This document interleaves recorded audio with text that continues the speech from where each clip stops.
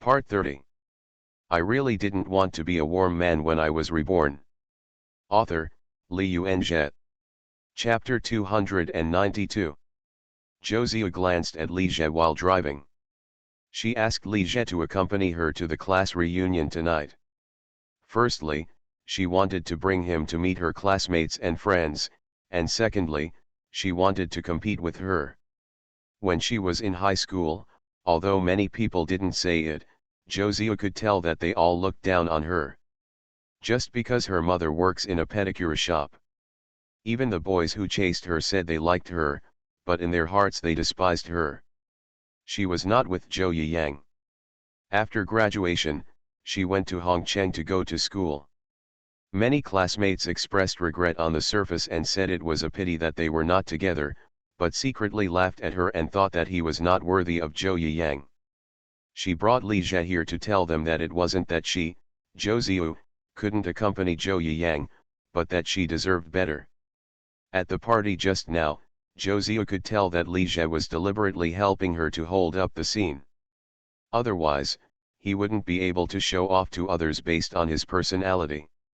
However, after making her classmates look at her with admiration and getting angry at Cheng Lin, who always liked to find trouble with her and refused to deal with her, Josie suddenly felt that it was quite boring again. Li Jie was not on the same level as her classmates at all, so it was quite childish to lead him to do such a thing. It's just nice to have such a boyfriend who can satisfy her in everything. Back in the small apartment, Li Jie hugged Josie as soon as the two entered the door, and started to get tired of her. The two kissed passionately and made out for a while. Josie panted a little and said, "Hubby, let's take a shower first." "Okay," Li Jie said with a smile. After saying that, he picked her up and walked to the bathroom. "Let's wash together." Li Jie didn't have any bad intentions, he just wanted to save water. In addition, he could rub her back. The bathing time for the two of them was a bit long. They lasted for more than an hour before Li Jie came out of the bathroom with Josie in his arms. The bathroom was stuffy and the bathing time was long. Josie's pretty face and body were stained with a nice blush. Li Jie hugged her and stayed on the bed for a while, then Josie got up and started doing daily maintenance. Seeing her sitting in front of the dressing table, spraying toner, applying essence and applying facial mask, Li Jie couldn't help but shook his head inwardly. Women are troublesome. He had already done some maintenance on her just now, so why did he need to do it again? Josie was applying serum when her cell phone rang. "Husband, help me answer the phone." Li Jie picked up her mobile phone from the bed, took a look at it, and found that it was an unfamiliar number from Hangzhou. After getting through the phone, he said a few words and then hung up. "Your high school classmate Zhou Yiyang called and said he wanted to give you the money for dinner at tonight's party.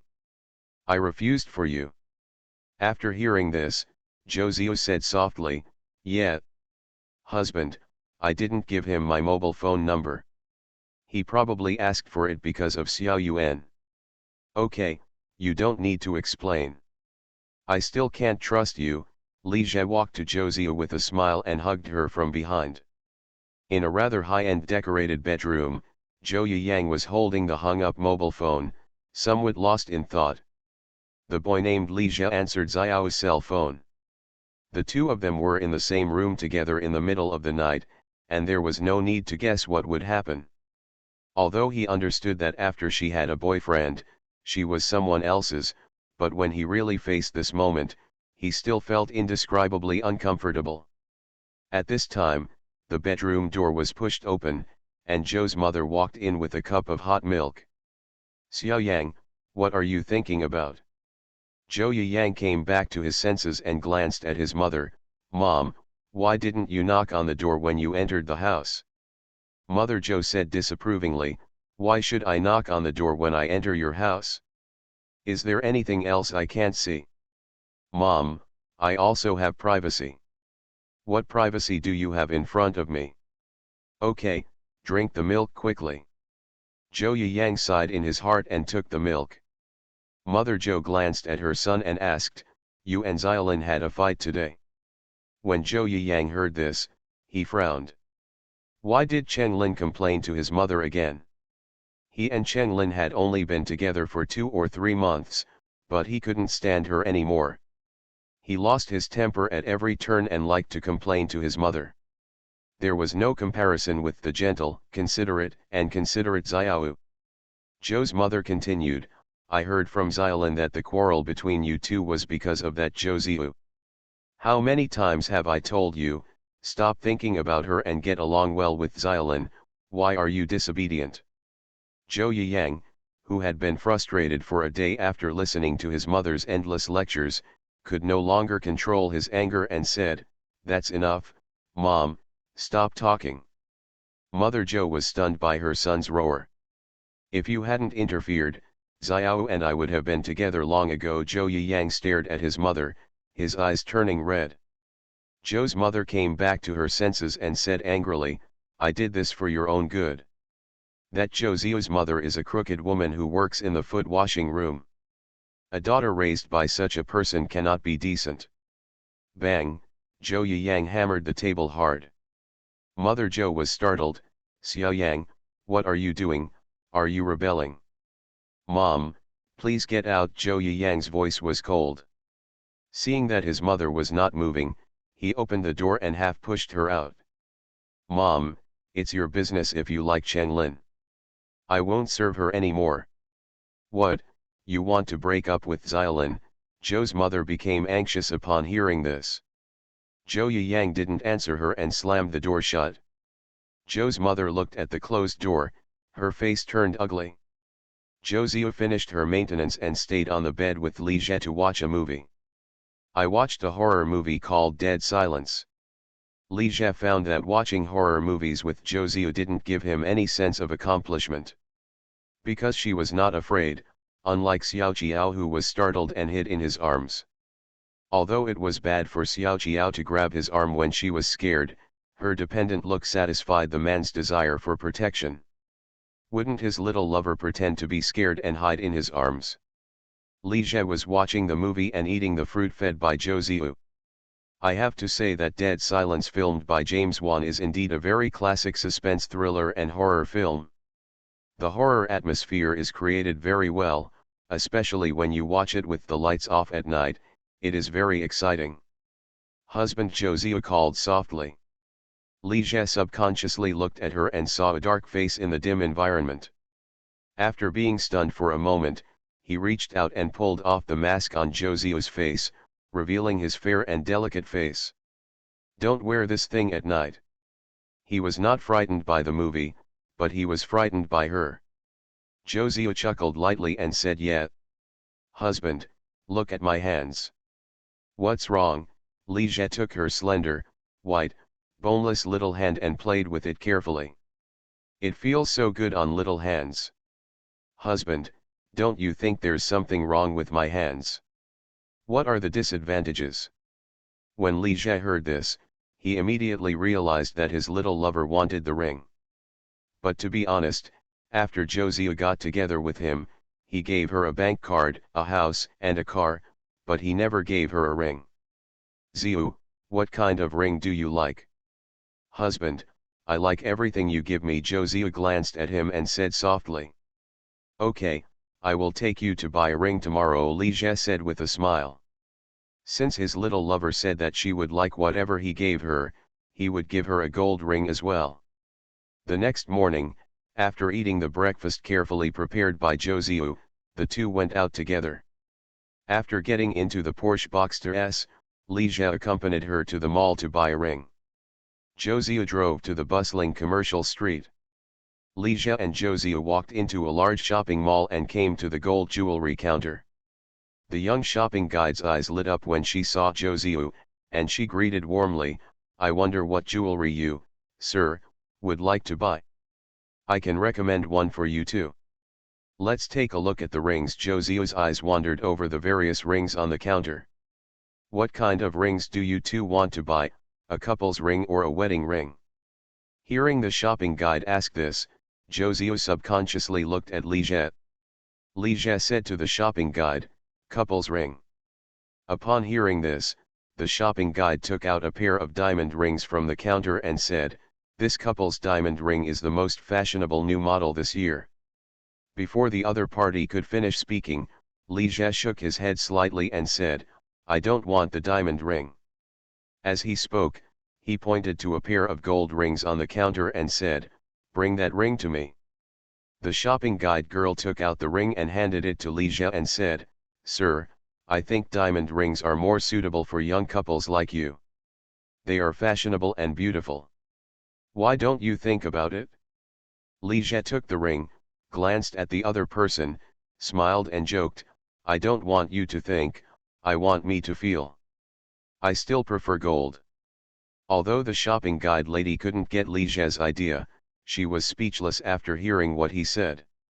Li Jie looked at several rings and finally picked a gold hollow ring that Zhou liked and he was quite satisfied with.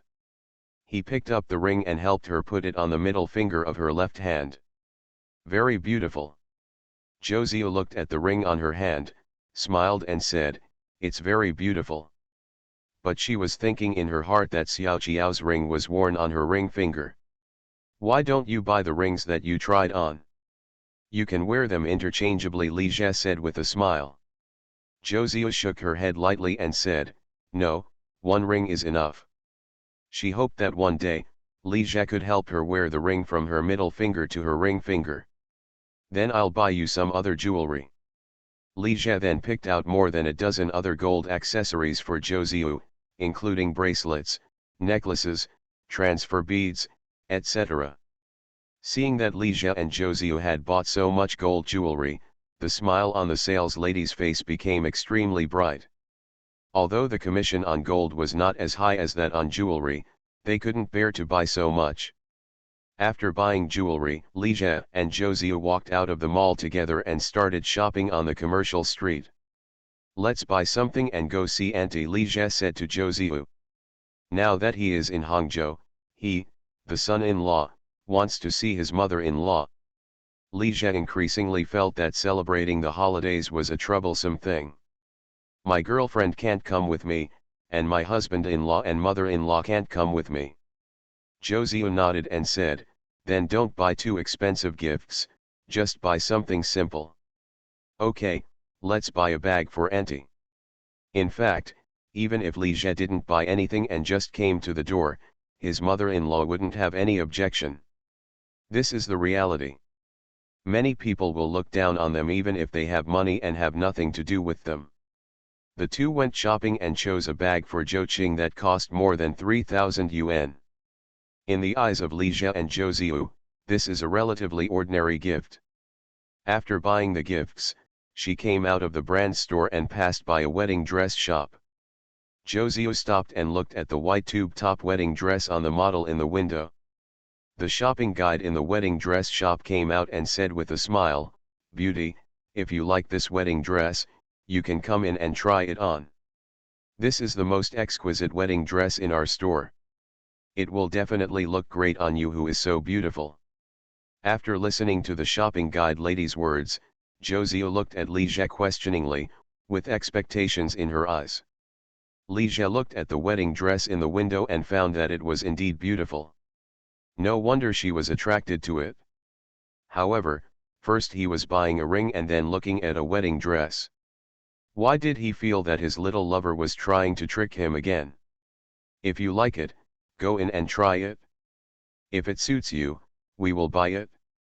However, if you buy it, you can only wear it for fun."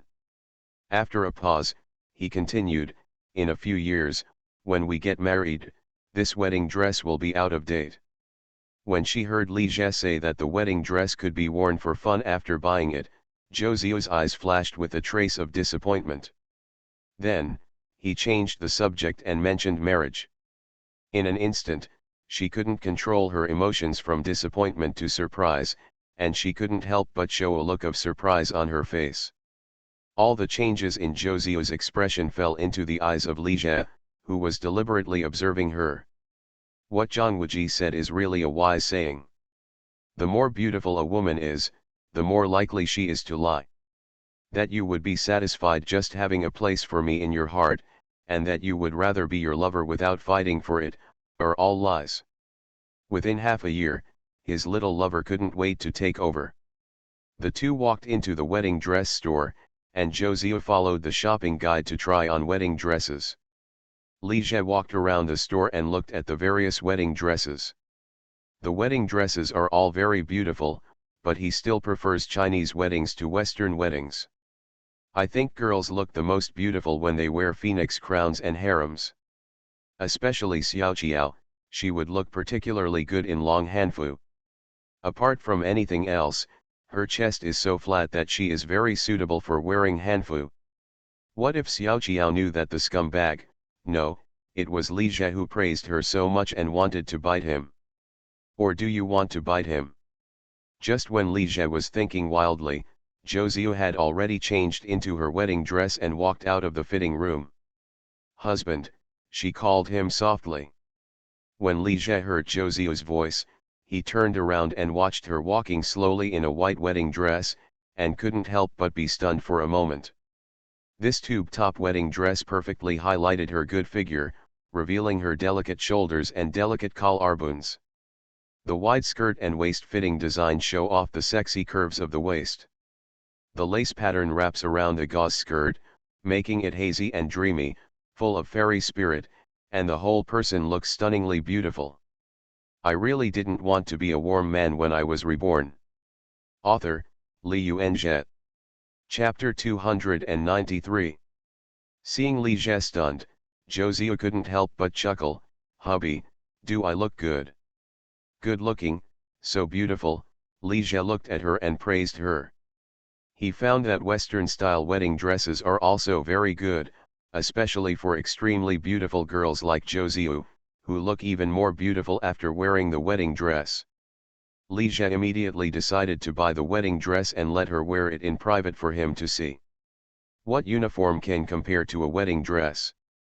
Although the two are not married yet, it does not prevent him from enjoying the groom's treatment in advance and appreciating the bride. The shopping guide lady on the side also had bright eyes and said with a smile, "Sir, your girlfriend is so beautiful and has a good figure. This wedding dress fits her perfectly, as if it was tailor-made. To be honest, this is the first time I have seen such a beautiful bride-to-be. Sir, you are really lucky." Although it was a compliment, the shopping guide girl was telling the truth. Her bridal shop had been open for 2 or 3 years, and it was the first time she had seen such a beautiful girl. She was even more beautiful than a celebrity. "How much does this wedding dress cost?" Li Jie asked the shopping guide. When the shopping guide heard this, she couldn't help but feel happy. She could tell that the couple had not yet reached the stage of discussing marriage, so she asked them to come in and try on wedding dresses. She just thought the girl was too beautiful and wanted the other party to cooperate in taking a few photos and stay for publicity. But I didn't expect that the boy would actually want to buy a wedding dress. "Sir, this wedding dress is a boutique product in our store. It is the most popular new style this year. The material is..." The shopping guide introduced the wedding dress again, and finally said, "The price of the wedding dress is 5,880 yuan. If you buy it, sir, I can give you a 20% discount. In addition, I can also take a set of wedding photos for you too for free.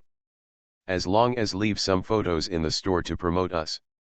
Li Jie thought this wedding dress would cost tens of thousands, but it turned out to be only 5 or 6,000, which was quite cheap.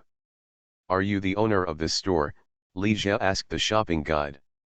This shopping guide girl looks to be in her mid-20s, not pretty, but she has a plump figure and a good temperament.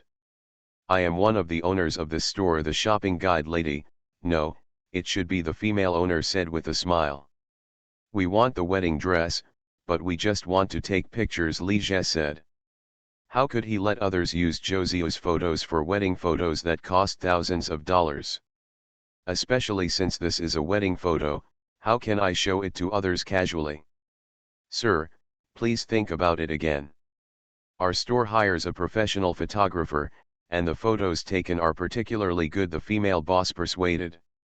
"No need, We don't lack the money for taking photos. Li Jie took out his bank card and handed it to the other party. Swipe your card. Hearing what Li Jie said, although the female boss felt very sorry, she could only give up. Such a beautiful model like this girl can't be found even for a lot of money. It's a pity that she can't take a set of photos and keep them. But there was no way. If she were an ordinary person, she could still use money to impress him, but this boy was obviously a rich second generation and was not short of money. No wonder the other party could find such a beautiful girlfriend. While the female boss was swiping his card, Li Jie said to Zhou Ziyu with a smile, "Ziyu, when you get back, I will take the camera to take pictures for you." Li Jie felt that it was necessary for him to learn photography skills. All of his girlfriends were so beautiful, so how could he not take pictures?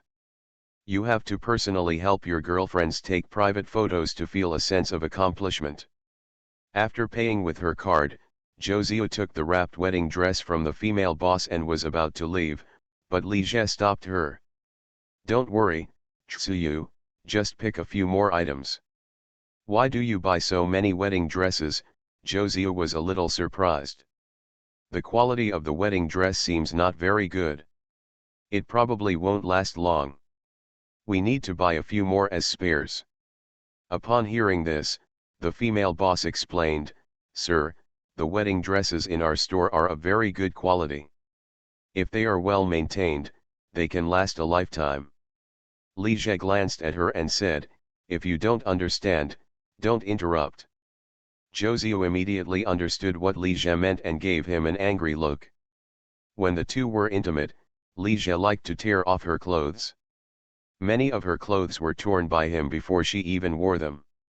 Zhou Ziyu selected several more wedding dresses, with prices ranging from 2 or 3 to 5 or 6,000.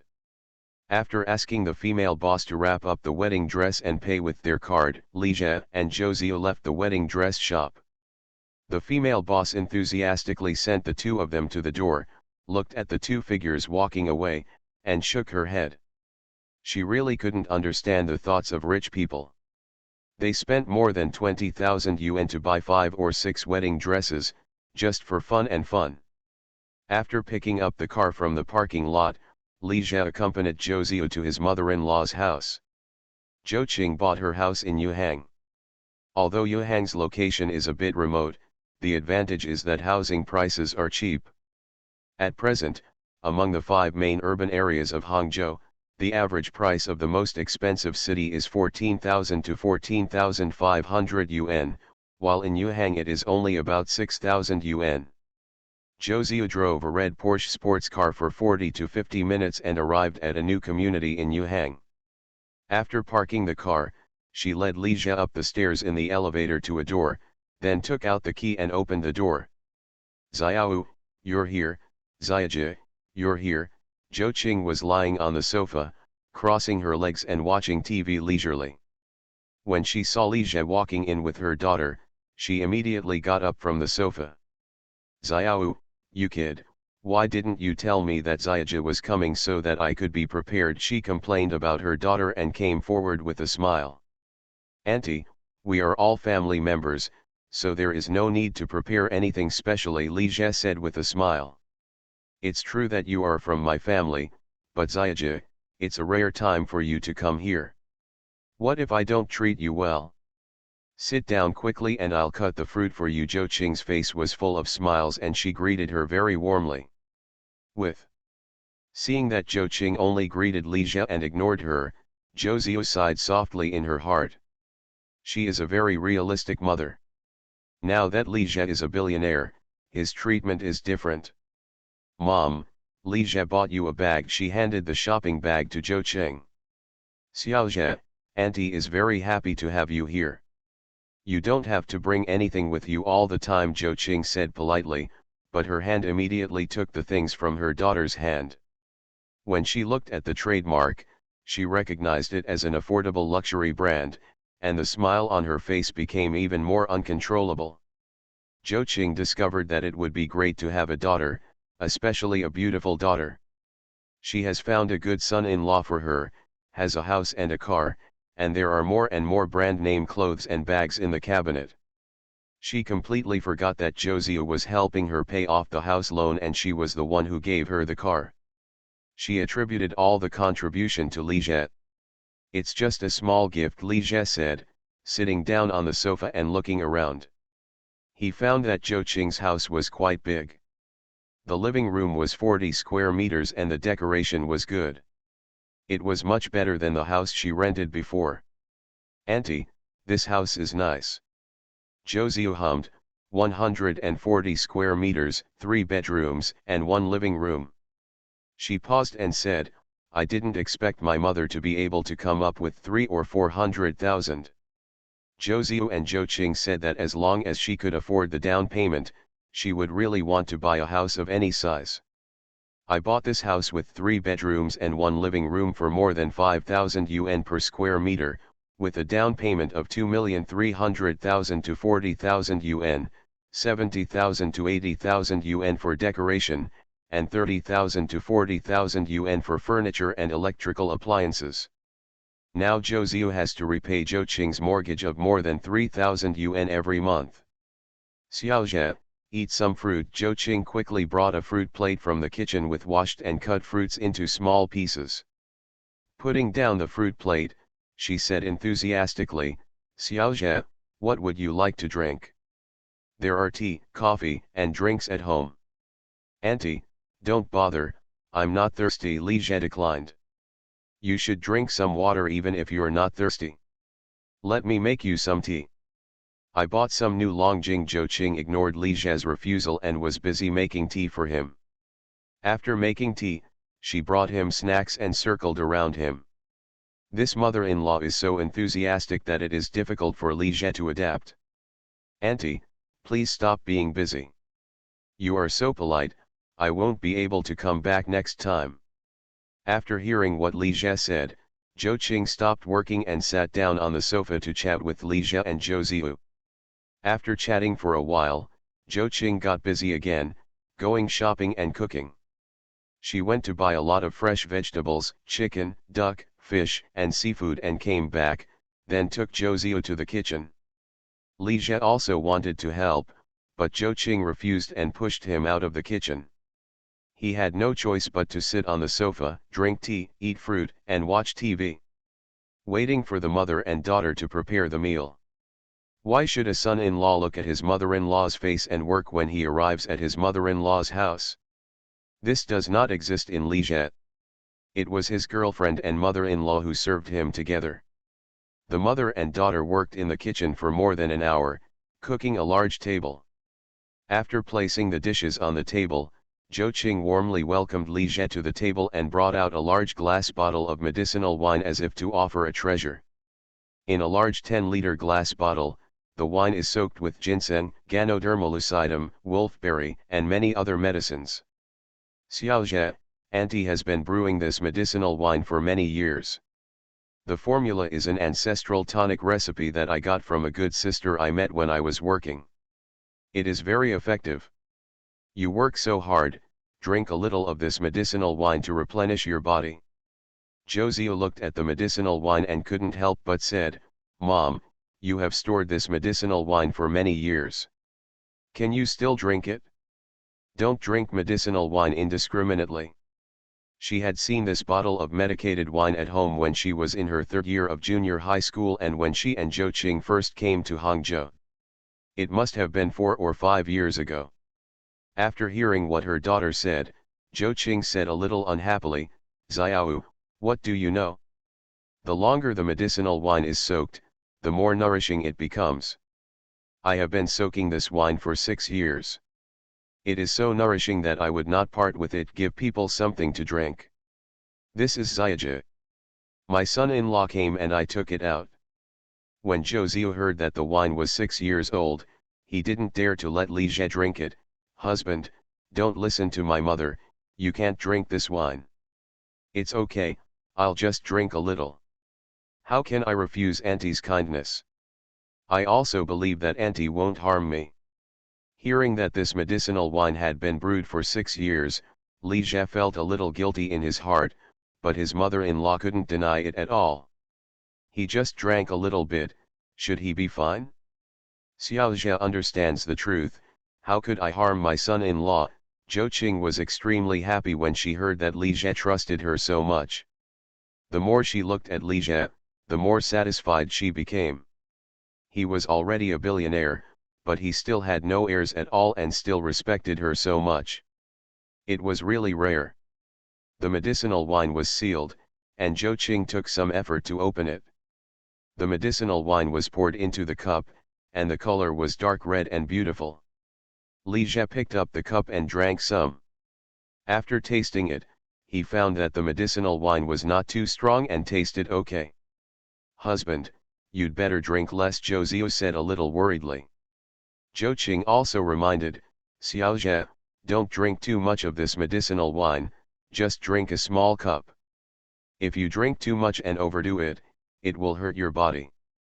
After the medicinal wine was brewed, she found someone to try it and found that the effect was not ordinary.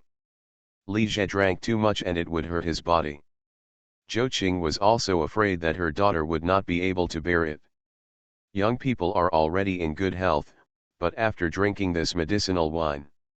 At the dinner table, Li Jie sipped the medicinal wine and drank it bit by bit. Mother and daughter Zhou Qing and Zhou Ziyu took turns holding dishes for him. Especially Zhou Qing, the mother-in-law, was afraid that he would not eat well, so she kept bringing him food, and she was extremely enthusiastic. After slowly drinking a glass of medicinal wine, Li Jie only felt his body was slightly warm, and there was nothing else wrong. It seems that there is nothing wrong with this medicinal wine. It took more than 40 minutes to eat a meal, and it was already past 4 p.m. when we finished the meal. Li Jie sat on the sofa, eating the after-dinner fruit fed by Zhou Ziyu, and chatting with his mother-in-law Zhou Qing. After just sitting for a while, he felt that his body was getting hotter and hotter, he was sweating a little, and he was getting more and more restless. In fact, just after drinking the medicinal wine, Li Jie felt a little restless, but he could control it.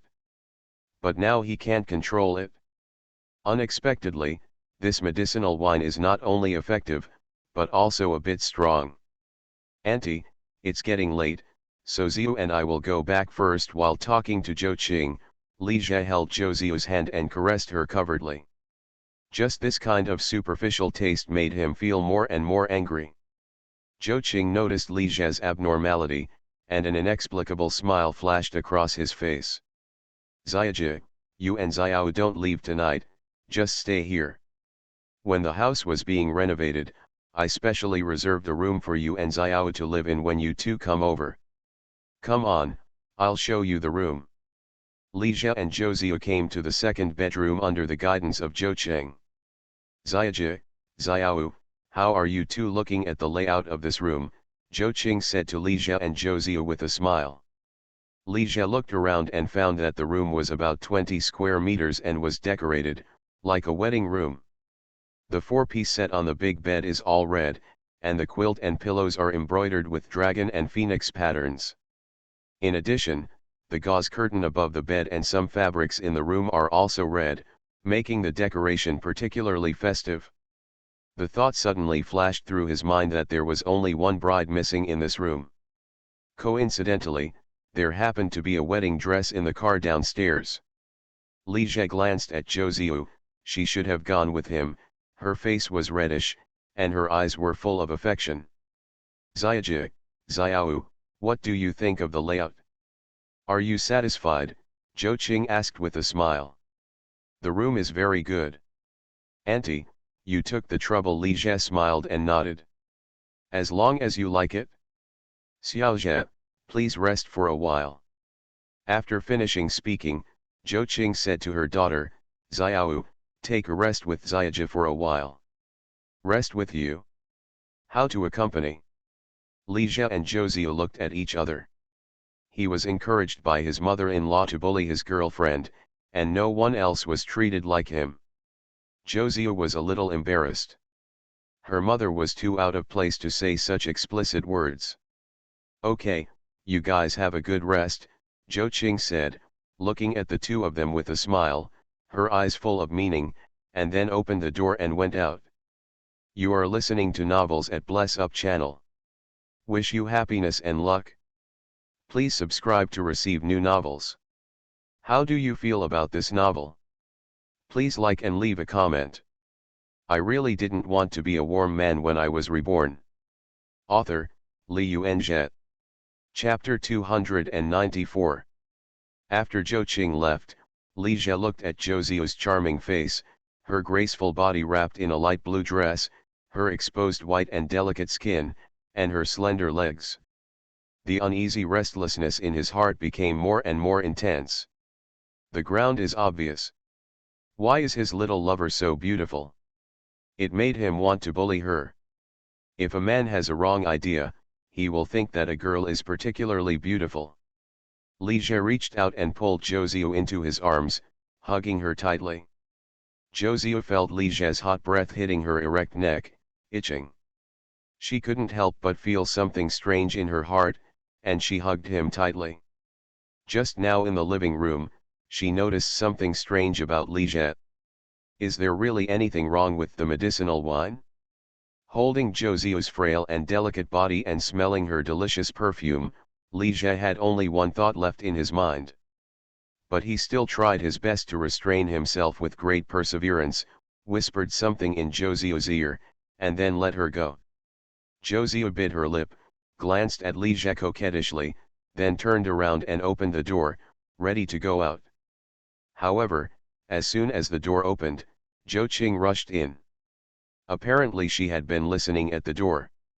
Zhou Ziyu's expression changed, she glanced at Li Jie, quickly pulled Zhou Qing out, and closed the door again. Xiao, why did you come out so quickly? Zhou Qing said with a sly expression. Mom, what are you doing? Zhou Ziyu said a little unhappy. This mother of hers is so out of place, even if she says explicit things, why is she still lying in front of her and Li Jie's door? What does this make Li Jie think? Xiao, don't I care about you, Zhou Qing said with a smile. If you want to tie a man's heart for a long time, that aspect is very important. Okay, Mom, I know what to do, so don't mess with it, Zhou Ziyu said with a little headache. What do you know? How can you compare to me in terms of experience? Zhou Qing glanced at her daughter. You are just a bit thin-skinned and can't let go. You are so beautiful. If you let go, which man can bear it? You have to be more proactive when you are with Li Jie. Give him whatever he wants. He will definitely be fascinated by you. Hey, Xiao, what are you doing? Zhou Qing was imparting her experience to her daughter, and while she was talking enthusiastically, she noticed that she turned around and walked out. I'm going to get something from the car downstairs, Zhou Ziyu said without looking back. 7 or 8 minutes later, Zhou Qing saw her daughter coming back with a red cloth suitcase and asked, Xiao, what are you holding? Zhou Ziyu glanced at Zhou Qing and said softly, wedding dress. When Zhou Qing heard this, she was stunned for a moment and wanted to ask more questions, but Zhou Ziyu went straight back to bed.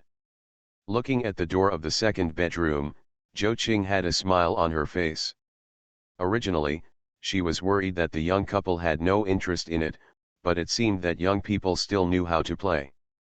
In the second bedroom, Li Jie looked at Zhou Ziyu, who had put on her wedding dress again, and couldn't help showing surprise in his eyes. Even though he had seen her once, he still thought she was stunningly beautiful. Li Jie felt that he was so lucky to meet Zhou Ziyu in this life. If you can have such a girl, your life will not be in vain. Thinking that he was avoiding her and hiding from her, Li Jie felt that he was really out of his mind. Li Jie's gaze was so intense that Zhou Ziyu felt a little uncomfortable and said softly, honey, please take some photos for me. Take photos? Li Jie couldn't think of taking any photos now. He stretched out his hand and pulled her into his arms. Let's take photos later. He stroked Zhou Ziyu's slender waist and kissed her. Well, honey, don't worry. Your skirt, don't get wrinkled. Don't worry. No matter if he didn't rush at this time, Li Jie felt that he was no longer a man and was disrespectful to her. In the living room, Zhou Qing was lying on the door of the second bedroom again, listening to what was going on inside. After a while, she seemed to hear something, an inexplicable smile appeared on her face, and then she got up and left. Zhou Qing also knew that it was not good for her to pry into the junior's privacy like this. But she also cares about her daughter. How can she rest assured if she doesn't understand something that is related to her daughter's lifelong happiness? Without looking, she took out all the medicinal wine in her collection. Zhou Qing turned on the TV and turned the volume louder. Then she sat on the sofa and watched TV. Time passed, and more than an hour passed quickly.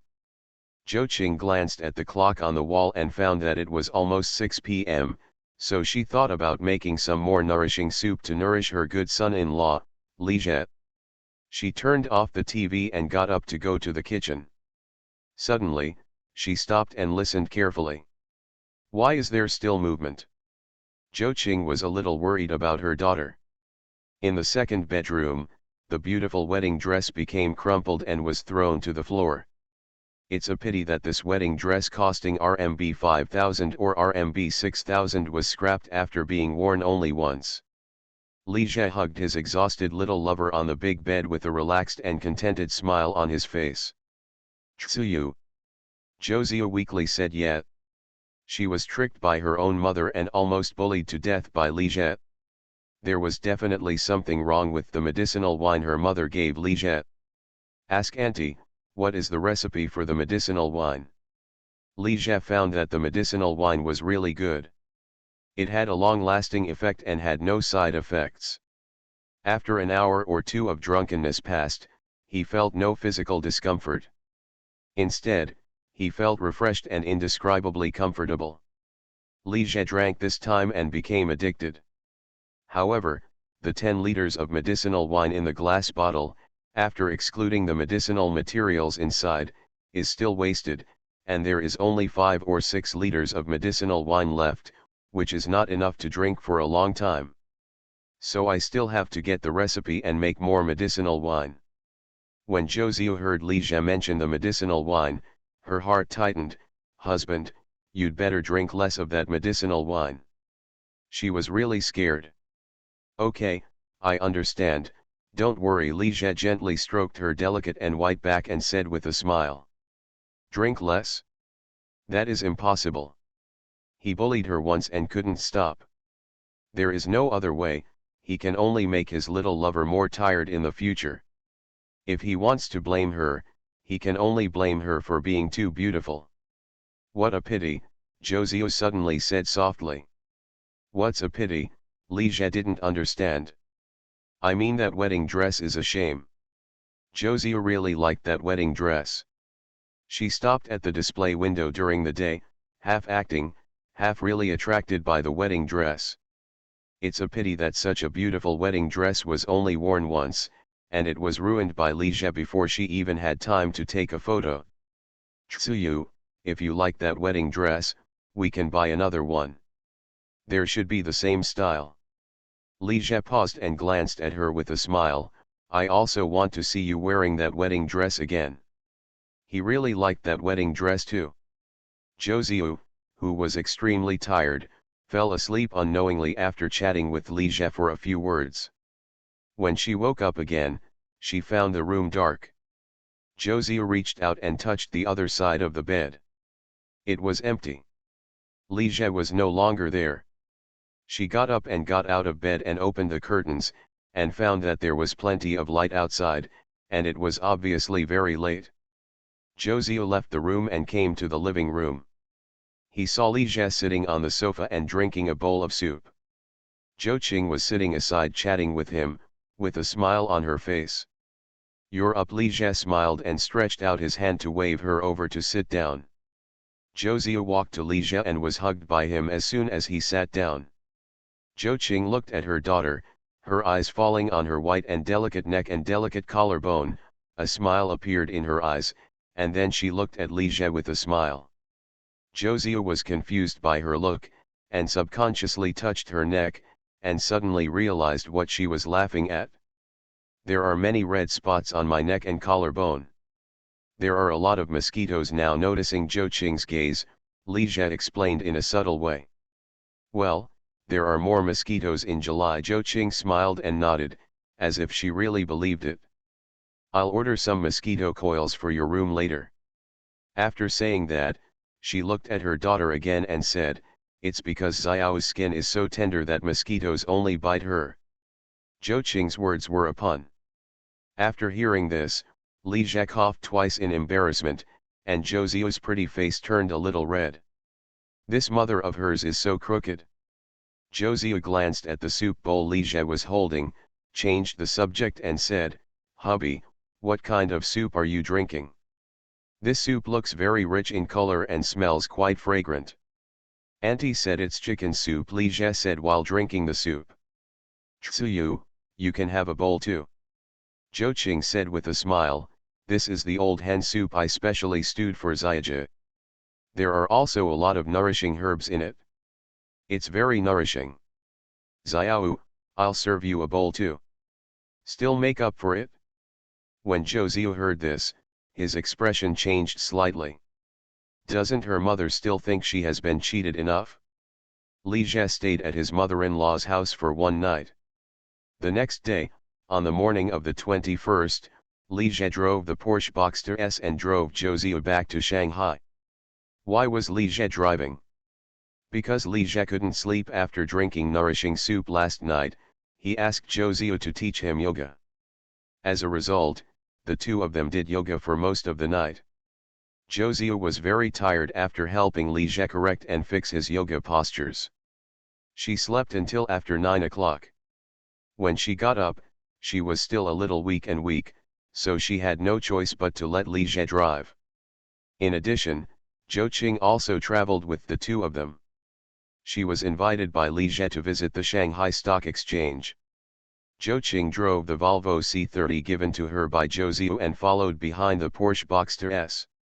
While driving, Li Jie smiled and glanced at Zhou Ziyu's pretty, tired face.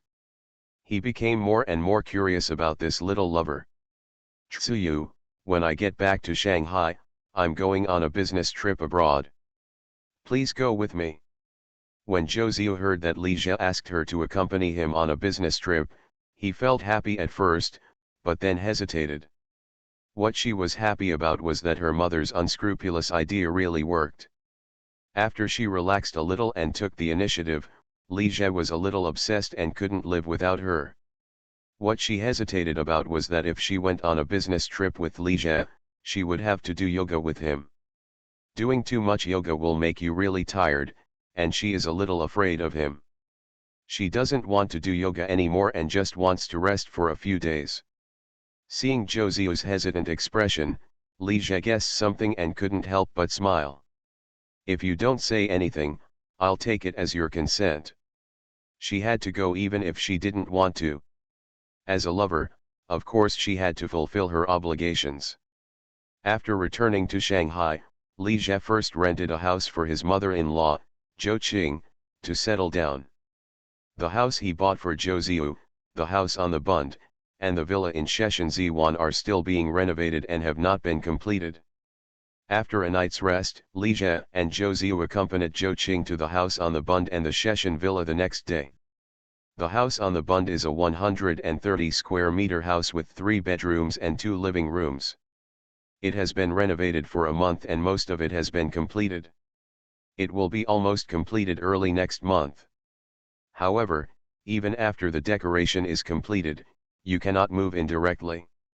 It must be ventilated, at least for 2 to 3 months. In other words, you have to wait until November to move in. When Zhou Qing heard that this house was for her daughter, she immediately said that she would help oversee the decoration construction. In fact, Li Jie arranged for someone to supervise the decoration, but seeing that Zhou Qing was so motivated, he just let her go. Auntie, this house has 3 bedrooms and 2 living rooms. You can also choose one. The drive from Yuhang to Shanghai is only 2 or 3 hours. You can drive over and stay for a few days at any time. I live here, I won't disturb you and Xiao, right? Zhou Qing said politely, but her expression was full of joy. Although this house is not as big as the one she bought, it is a house on the Bund. Living here, you can go shopping on Jiangning Road, enjoy the breeze on the Bund, go shopping in Sujiawai, or go sightseeing at the Oriental Pearl Tower. Just thinking about it makes you feel bourgeois. How could it be? I like the soup you made, Auntie Ligia said with a smile and glanced at Zhou Ziyu.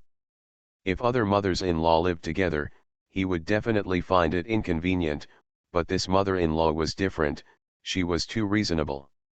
Zhou Ziyu looked a little strange when he heard Ligia mention the nourishing soup. That nourishing soup has the same problems as that medicinal wine. Zhou Qing was extremely happy when she heard Ligia praise her soup. Xiaojie, since you like soup, I will make more soup for you in the future. Let me tell you, my skill in making soup is excellent. You may think that Xiao is good at making fish dishes, but she doesn't know how to make soup. Having said this, she looked at her daughter and said, Xiao, I will pass on this skill to you, and you will make more soup for Xiaoji in the future. When Zhou Ziyu heard this, she didn't know what to say. She made soup for Ligia, and then let him bully her even more. Then wasn't she looking for trouble on her own? After looking at the houses on the Bund, Ligia and Zhou Ziyu accompanied Zhou Qing to Sheshan Purple Garden to see the villas. The renovation of the villa in Ziwan will take longer, 3 to 5 months. It took the decoration design company more than half a month to complete the decoration design plan, and the construction had just started only more than 10 days ago. Ligia took Zhou Qing for a brief walk around the villa. In fact, nothing improved. The rough room was full of decoration materials. That is to say, the scenery of the Ziwan community is quite good, surrounded by water and shaded by greenery. After hearing Ligia say that the villa can't be moved in until next year, Zhou Qing couldn't help but feel disappointed. Maybe in Ligia's eyes, this villa can only be considered average, but in Zhou Qing's eyes, this villa is already extremely luxurious. She came to Shanghai this time because her daughter said that Ligia had bought a villa and wanted to stay for a few days and experience it. When the result came, I found out that the villa was still being renovated and could not be lived in. Ligia noticed Zhou Qing's expression, thought for a while and said, it's July now, which is quite suitable for camping. How about we set up a tent here tonight and experience camping and barbecue? When Zhou Qing heard this, she said in surprise, of course that's good. She was extremely satisfied with Ligia, her son-in-law, who was so considerate in everything he did. Okay, then it's settled. Ligia glanced at Zhou Qing. His mother-in-law was in her 30s or 40s, but her personality was still like that of a little girl in some aspects, and he was even less stable than Zhou Ziyu. They are mother and daughter in name, but in fact they get along more like sisters. Moreover, Zhou Ziyu, the daughter, is more stable and more like a sister, while Zhou Qing, the mother, is more reckless and more like a sister. Don't get this chapter wrong, Ligia still respects his mother-in-law. I really didn't want to be a warm man when I was reborn. Author, Li Yuanzhe. Chapter 295.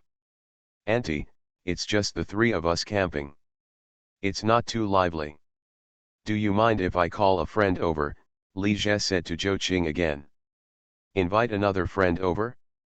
When Zhou Qing heard this, she was stunned for a moment and then reacted. It was impossible for Ligia to invite outsiders over during a private camping trip, so the friend he was talking about was his other woman. Zhou Qing didn't think there was anything wrong with this. The men she had come into contact with were more than one woman, as long as they had a little bit of money. Ligia is a billionaire, and there are a few women who are too normal. Not to mention that her daughter has not yet ascended to power. Even if she does, she still has to tolerate Ligia having another woman.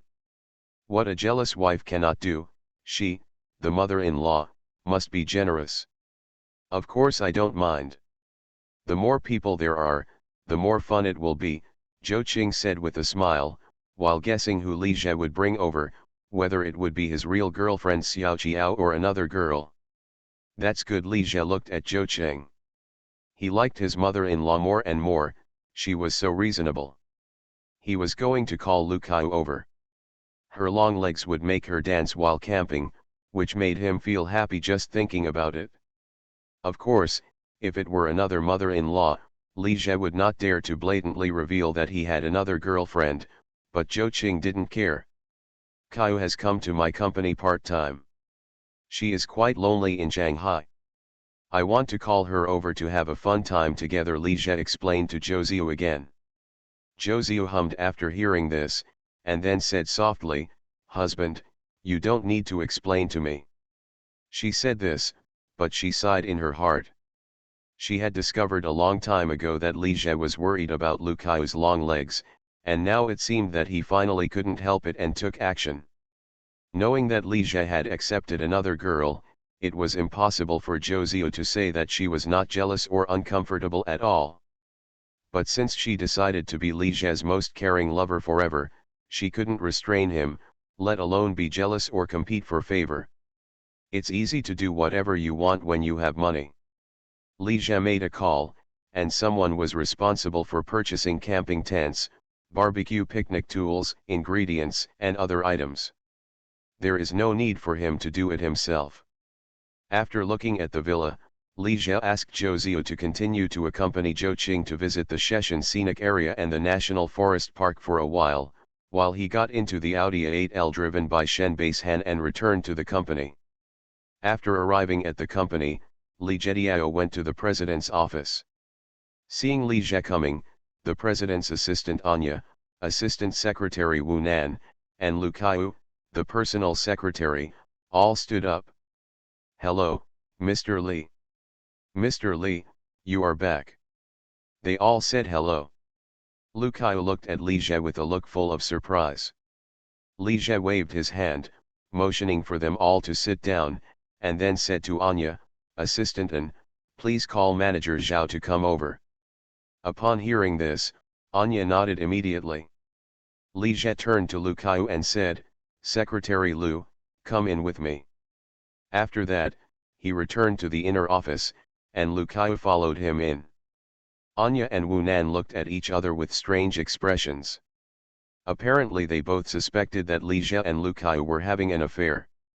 The relationship between the private secretary and the boss is already fascinating. Not to mention that Lu Kaiu is also an extremely beautiful long-legged beauty. To put it bluntly, Wu Nan still doesn't know that Li Jie is having an affair with her cousin Su Yisha. When she came to the inner office, Lu Kaiu glanced at Li Jie and said with a smile, "Mr. Li, do you have anything to do with me?" Li Jie sat down behind his desk, leaned on the chair, smiled and waved her over. "Why, you still call me Mr. Li?" After hearing this, Lu Kaiu walked to him and said, "Li Jie, why didn't you tell me in advance when you came back?" Seeing that Lu Kaiu was still a little reserved, Li Jie reached out and pulled her into his arms, letting her sit on his lap. "Li Jie, don't be like this is an office." Lu Kaiu was not used to being intimate with Li Jie in the company. "What happened to the office? It feels like the office. Boss and secretary, it's quite exciting just thinking about it. There are unspoken rules in the workplace. Li Jie can't do this kind of thing with no lower limit, but it's okay for him to make unspoken rules for his girlfriend, right? Don't worry, this is my office, no one dares to break in." Li Jie kissed Lu Kaiu and gently caressed her beautiful black stocking legs. She is wearing a black suit jacket and white shirt and black skirt and black stockings and high heels. She looks like a beautiful white-collar secretary. "Xiao Yu, how many days have you been working? How do you feel?" "It's very good. The work is easy and my colleagues are very enthusiastic," Lu Kaiu said with a smile. There are no hidden rules or intrigues in the workplace for Lu Kaiu. She is the personal secretary of the big boss of the group. How can anyone dare to offend her? Colleagues are all smiling and extremely friendly. Huangbo said, "Before I was not famous, I always met all kinds of villains on the set, but now that I am famous, I am surrounded by good people, and every one of them is full of smiling faces." There was no one who even talked to Lu Kaiu and chased her. It wasn't that no one was interested in her, but they didn't dare to pursue her once they heard that she was the personal secretary of the big boss. Are you trying to steal women from the big boss because you don't want to do it in the company anymore? Li Jie was secretly working as a beautiful secretary, no, making out with Lu Kaiu, when suddenly there was a knock on the door. Lu Kaiu quickly got up from Li Jie and straightened her clothes. Please come in. Li Jie knew that it was Zhao Jie who was coming. Sure enough, the office door opened, and Zhao Jie, who was very capable in professional attire, walked in from the outside. Mr. Li. Zhao Jie said hello to Li Jie, and then took another look at Lu Kaiu, who was standing next to Li Jie with a blush on her face. She shook her head slightly in her heart. She is a boss who is good at everything, has strong working ability, is young and promising, is kind-hearted, knows people well and is responsible for their duties. The only bad thing is that it's a bit fiddly. However, this is also a common problem among successful men. Senior, please sit down. Li Jie smiled and asked Zhao Jie to sit down.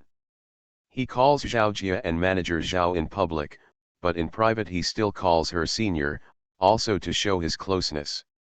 Mr. Li, do you have something to do with me? Zhao Jie said. Li Jie came to Zhao Jie mainly to discuss the agency rights for the two games League of Legends and Dragon Nest. The agency rights for League of Legends were negotiated without any surprise. Qwen Technology invested us $4 million to acquire 26.37% of Riot Games equity and obtain the domestic agency rights for League of Legends. It's not that Li Jie doesn't want to get more shares, but because this is only a round of financing. The two founders of Riot Games were unwilling to take out too many shares and only raised us $7 million. Two other venture capital firms, Benchmark and First Mark Capital, invested $3 million. However, Qwen Technology will definitely participate in next year's Series B financing and strive to obtain a controlling stake in Riot Games. Otherwise, Li Jie is really afraid that after League of Legends becomes popular, Penguin will directly acquire Riot Games with its deep pockets. In fact, what Li Jie didn't know was that in his previous life, Penguin Games had fully acquired Riot Games. Another game, Dragon Nest, was a bit troublesome. The conditions of Identity Games in South Korea were a bit harsh. As for the purchase of shares, the other party disagreed at first, and then agreed, but the asking price was also very high. These game companies in South Korea really treat domestic game companies as fat sheep. The main reason is that South Korea's game production technology is still relatively strong, so there is always a sense of psychological superiority towards domestic game companies.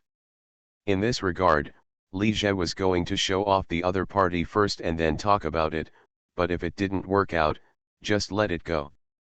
Dragon Nest is not a guaranteed game.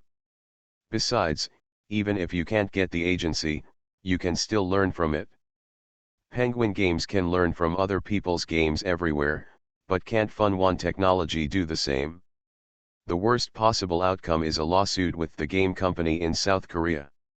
After talking about the game agent, Li Jie said to Zhao Jie, "Senior sister, I am going to the United States in 2 days. You can go with me." Zhao Jie didn't understand what Li Jie was going to do in the United States, but he still nodded and said yes. Li Jie went to the United States this time for 3 main things. The first is to check out Riot Games and try to get exclusive Series B financing. Li Jie didn't know when Penguin Games would notice Riot Games. But once Penguin Games notices it, Qwen Technology's strength will definitely not compete with others, so it is necessary to gain control of Riot Games as soon as possible. The second is to examine what companies are worth investing in, mainly game companies, but not limited to game companies. At present, the development and production technology of domestic games is still relatively backward. Li Jie has been delaying Qwen Technology from producing large-scale client games. The main reason is that in the current client game market, 2D games are a bit outdated. The most popular ones are 3D games. 3D games can be directly launched. The development difficulty is a bit difficult for Qwen technology. Big. Acquiring foreign game companies and absorbing their advanced technologies is undoubtedly a shortcut to speed up the development of Fun 1 technology. The economic crisis is about to happen, which is a good time to buy at the bottom. Third, Li Jie wanted to go on a field trip to the United States to see how he could make money during the economic crisis. After deciding to go to the United States, Li Jie and Zhao Jie chatted for a few more words before letting her leave. After Zhao Jie left, Li Jie stood up and said to Lu Kaiyu, "Xiao Yu, let's go too." Lu Kaiyu nodded and glanced at Li Jie. She wanted to tell him about Song Keir staying at her place. Song Keir has been staying at Lu Kaiyu's place for more than a week and still hasn't moved out. But before she could speak, Li Jie continued, "I bought a villa in Sheshan scenic area, and we will go camping and barbecue there tonight." Villa camping? When Lu Kaiyu heard this, she put Song Keir's matter aside. Camping? Is it just the two of us? No. Li Jie looked at Lu Kaiyu and said tentatively, "There are also Zhou Ziyu and her mother, Xiao Yu, do you mind?" Lu Kaiyu naturally knew about Li Jie and Zhou Ziyu. This incident was known to the whole school. But when she was with Li Jie, she selectively ignored that he had other women. But now that Li Jie mentioned it personally, she had to face it. After a few seconds of silence, Lu Kaiyu asked hesitantly, "Then they don't mind?" She still doesn't want to meet Li Jie's other women. "They don't mind." Li Jie said, hugging Lu Kaiyu comfortingly, "We're just going to camp together, don't think too much about it. After camping, we will go to the United States together in 2 days." "Am I going to?" Lu Kaiyu was a little surprised when he heard this. "You are my personal secretary, of course you have to go with me," Li Jie said with a smile. After saying that, he asked again, "Shall we go camping?" Lu Kaiyu hesitated for a moment, then nodded in agreement, "Okay." The two left the company together and took the elevator to the underground parking lot. Li Jie led Lu Kaiyu to a red Audi TT car, took out the key and pressed it, and the car lights suddenly flashed. Then, he smiled and said to Lu Kaiyu, "You don't want to be too high profile in the company, so I will buy you a TT first. When I have time, I will accompany you to buy a better sports car. You can open. Don't want to be too high profile?" In this era, a female personal secretary driving an Audi TT worth RMB 500,000 or RMB 600,000 is very high profile. Anyone who is not stupid can guess that she and her boss must be having an affair. Lu Kaiyu looked at the red sports car and was a little surprised. Xiaojiao, Zhou Ziyu, and Li Jie all gave away sports cars. It was impossible to say that she was not jealous at all. After all, people are not worried about scarcity but inequality. Now, Li Jie also gave her a car. "Li Jie, you don't need to give me another car, this car is very good," Lu Kaiyu said with a happy smile. In her opinion, this car is really good enough and there is no need to buy a luxury car. What she really cares about is whether Li Jie treats her, Xiaojiao and Zhou Ziyu equally. "Xiao Yu, as long as you like it." Seeing how happy she was, Li Jie also smiled on his face. Then, he sighed again. "Li Jie, what's wrong with you?" Lu Kaiyu asked in confusion. "You still call me Li Jie?" "It seems that this car was given away for free." Li Jie deliberately looked hurt. When Lu Kaiyu heard this, she gave him a funny look, thought for a while, and called softly, "Husband." "Anything else?" "What else?" Li Jie pointed to his cheek. Lu Kaiyu glanced at Li Jie coquettishly, then stood up on tiptoes and kissed him on the cheek. That's right, Li Jie was satisfied. "Xiao Yu, from now on you will call me Mr. Li in the company, and you will call me husband in private, do you understand?" Lu Kaiyu said quickly, "No, I still." "That's it," Li Jie didn't allow her to object. "Whether you can pamper girls or not, You should be more domineering when you are a little bit. Don't be too submissive to girls, otherwise they will think you are useless and have no personality. Why do girls like domineering presidents? Being a CEO is not enough just to be rich and handsome, but he must also be domineering. It is that many girls want to be conquered by men from the bottom of their hearts. Li Jie handed the car key to Lu Kaiyu. Xiaoyu, I heard you say that you have a driver's license, right? Yeah, Lu Kaiyu nodded. After she finished her college entrance examination, she learned to drive and got her driver's license. However, after I got my driver's license, I haven't driven much. How about you do it? It's okay, drive slowly, I'll teach you from the side, Li Jie said, putting the key into Lu Kaiyu's hand. His favorite thing is teaching his girlfriend to drive. In the last chapter, I told you not to think wrongly, but many people still think wrongly. I really didn't want to be a warm man when I was reborn. Author, Li Yuanzhe. Chapter 296. The two got into the Audi TT together. Under Li Jie's guidance, Lu Kaiyu started the car and slowly drove out of the parking lot. Let's go home and pick up 2 pieces of clothes first, Lu Kaiyu said while driving the car carefully. You can't go camping in work clothes. Li Jie thought for a moment and said, stop picking up the clothes. I'll take you to buy a few pieces. Driving to a nearby commercial street, Li Jie took Lu Kaiyu for a stroll and bought a lot of clothes, shoes, bags, and cosmetics. By the way, he also bought a few changes for Zhou Ziyu and Zhou Qing's mother and daughter. Clothes and daily necessities. They went there in a hurry and didn't bring any change of clothes. After this shopping trip, Li Jie spent more than 50,000 yuan. Now he spends 3.5 million yuan on shopping and pocket expenses for his 4 girlfriends every month. Romance and touching are all created with money. Just like the richest man in Zhejiang City, Xiaozu doesn't like money, but every moment Wang Duyu touches her, she needs money. If Wang Duyu had no money, would Xiaozu like him? Sorry, if he had no money, he wouldn't even be able to see Xiaozu in person. Personal financial assistants like Xiaozu serve the wealthy. This is the truth. Love itself is a luxury product. Without money, no matter how deep the relationship is, it will be wasted in the days of poverty. Only when you are materially rich can you fall in love without any worries. Campus romance is relatively simple and is also based on the financial supply of both men and women's families. If they worry about tuition and living expenses all day long, how many boys and girls will have time to fall in love? After finishing their shopping, the two got in the car and drove all the way to Sheshan scenic area. Lu Kaiyu's driving skills were too unfamiliar, so she drove very slowly and cautiously. Li Jie couldn't stand it anymore, so when he arrived in the suburbs, he asked Lu Kaiyu to find a remote section of the road to stop and teach her personally.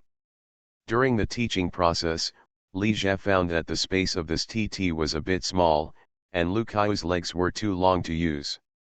At the end of the driving lesson, Lu Kaiyu's pair of black stockings were scrapped again. It has nothing to do with Li Jie, it's mainly because the stockings are of poor quality. I can only say that it is not good to have legs that are too long or too beautiful, as they require too much stockings. The red Audi TT is on the road again, but the driver is Li Jie. Lu Kaiyu was tired from driving lessons, so she changed to the co-pilot to rest. While Li Jie was driving, he glanced at Lu Kaiyu, who was wearing a white chiffon shirt and a black high-waist skirt, resting on the seat. It was a bit torturous to just try it. If the environment wasn't suitable, he would have taught her how to drive completely. The drive from the city to the Sheshan scenic area took just over an hour, but it took the two of them more than 2 hours to get there until around 7 p.m. The car stopped in front of the villa. Li Jie and Lu Kaiyu got out of the car and found that camping tents, barbecue tools, and other things had been delivered. Mother and daughter Zhou Ziyu and Zhou Qing were busy setting up a tent on the grass. Seeing Li Jie coming back, they immediately greeted him. "Auntie, This is my classmate Lucayu, who now works part-time as my secretary in the company. Xiaoyu, this is Aunt Zhou, and Ziyu, you should know each other. Li Jie introduced both parties with a smile. His scumbag character was clearly exposed as he affectionately called other girls by their nicknames in front of his mother-in-law. Hello, Auntie, Lucayu first greeted Zhou Qing a little unfamiliarly, and then she greeted Zhou Ziyu. Tsuyu, we meet again. The last time Lucayu met Zhou Ziyu was at the beginning of the first semester of her freshman year. She and Li Jie had dinner together at a restaurant near the company and met Zhou Ziyu by chance. Now that she thought about it, she was still a little angry. It was not a chance encounter, it was obviously a private meeting between the two of them. Li Jie and Zhou Ziyu also acted in front of her, and the acting was just like the real thing. You two are so good at acting, why don't you become actors? Zhou Qing looked at Lucayu, focusing on her long legs. She finally understood why Li Jie fell in love with this girl. Although her appearance was a little worse than her daughter's, she had extremely long legs. What successful man wouldn't want such a beautiful female secretary? Xiaoyu, right? She's so beautiful, Zhou Qing said with a warm smile. Auntie, thank you very much. Ziyu is so beautiful, Lucayu said politely. You're being modest, you two have your own characteristics. Zhou Qing said, looking at Li Jie with a smile, why else would Xiaoyu like it all? Her words were a bit explicit, and she semi-clarified the relationship between Li Jie, Zhou Ziyu, and Lucayu. After hearing this, Lucayu couldn't help but feel a little embarrassed and a little surprised. Zhou Ziyu's mother obviously knew about the relationship between the three of them, why didn't she mind at all? When Lucayu thought about it, if her parents knew about it, they would definitely not be able to accept her sharing a boyfriend with another girl.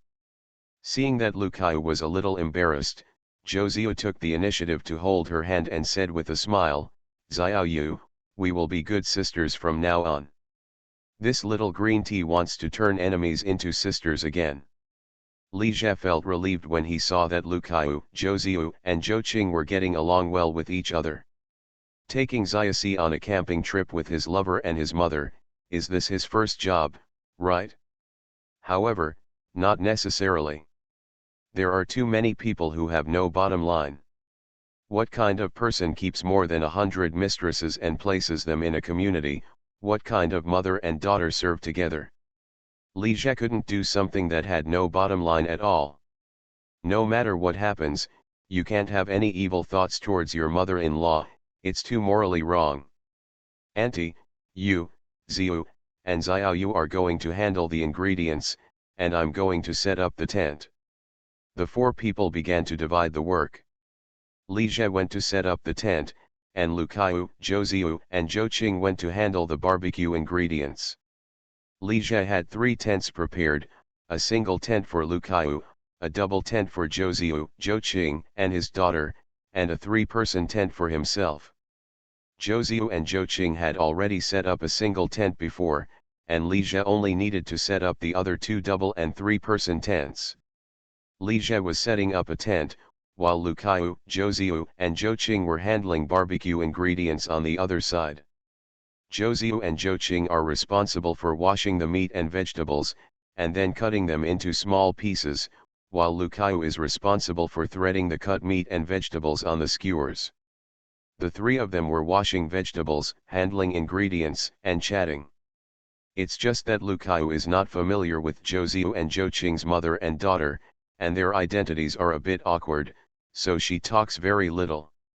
It was Zhou Ziyu and Zhou Qing who took the initiative to stir up the topic and kept the atmosphere from becoming awkward. Li Jie quickly set up the tent and came over to help them handle the ingredients. As soon as he joined, the atmosphere became more relaxed, and the 4 of them were talking and laughing on the surface. After the ingredients were almost processed, Li Jie set up the barbecue and lit the charcoal. Then, the 4 of them sat around the oven, chatting while roasting the ingredients. Li Jie was grilling more than a dozen skewers of beef and mutton in his hand, turning the skewers from time to time and sprinkling some seasonings on them. Lu Kaiu also took a few skewers of chicken wings to bake. She must have never baked anything by herself, so they looked very fresh. Zhou Ziyu and Zhou Qing were grilling seafood, vegetables, and other ingredients. Zhou Qing, in particular, grills nutritious ingredients such as oysters, lamb eggs, and leeks. "Auntie, what are you baking?" Lu Kaiu took a look at Zhou Qing's baked mutton eggs and found them a bit novel. Zhou Qing looked at her with a smile and said, "This is a sheep egg." "Sheep eggs? Do sheep still have eggs?" Lu Kaiu asked puzzledly. Zhou Ziyu couldn't help but smile, and Li Jie couldn't help but chuckle. "Why are you laughing?" Lu Kaiu realized that she might have asked a silly question. "Sheep also have eggs, but only rams have eggs," Li Jie said with a smile. When Lu Kaiu heard this, he was stunned for a moment, and then he realized what the sheep egg was, and his face couldn't help but turn red. Why does she feel that Zhou Ziyu's mother is a bit deviant? What's not good about baking, but the mutton eggs? "Xiao Yu, your chicken wings," Li Jie suddenly reminded. Hearing Li Jie's reminder, Lu Kaiu glanced at the chicken wings in her hand, only to realize that while she was stunned, the chicken wings were already a little burnt. "Oops, my chicken wings." She quickly took the chicken wings off the oven. "You shouldn't be able to eat it if it's so mushy, right?" The first time he baked something by himself, it was burnt. Lu Kaiu felt a little frustrated. "Come, try my grilled meat skewers." Li Jie's meat skewers are ready. He gave Lu Kaiu 5 or 6 skewers of meat and took her burned chicken wings. "Let me taste this of yours." "Li Jie, don't eat it if it's burnt. It's harmful to your body and can cause cancer." Lu Kaiu saw Li Jie trying to eat her burnt chicken wings and quickly stopped her. "It's okay, it can easily cause cancer. It's your first time baking something, I will definitely have a taste." Li Jie said, removing the burnt part from the chicken wings, and then tasted them. "How does it taste? Is it unpleasant?" Lu Kaiu looked at him and asked. "The taste is okay, not too bad," Li Jie said with a smile. "It's the first time you bake something. It's great if you can bake it like this. If you practice a few more times, you can definitely bake better." Although she knew that Li Jie was saying nice things to coax her, Lu Kaiu was still very happy. "Give me a chicken wing and I'll try it too." "You'd better not try it." Li Jie casually put the chicken wings aside. This thing was baked, mushy and raw, and there was no seasoning. It was really unpalatable. He only took one bite to appease his girlfriend. Lu Kaiu understood as soon as she heard it. What she baked was terrible. "Tsuyu, Aunt, you also want to try my grilled meat skewers?" Li Jie turned around and noticed Zhou Ziyu looking at her with a smile on his face, and quickly divided the remaining 7 or 8 skewers between her and Zhou Qing. "You can't just coax one girlfriend, you have to coax this one too. Get even, Rain, and do." Zhou Ziyu took the meat skewers with a smile and took a bite. "Well, it tastes good, but it feels a little spicy."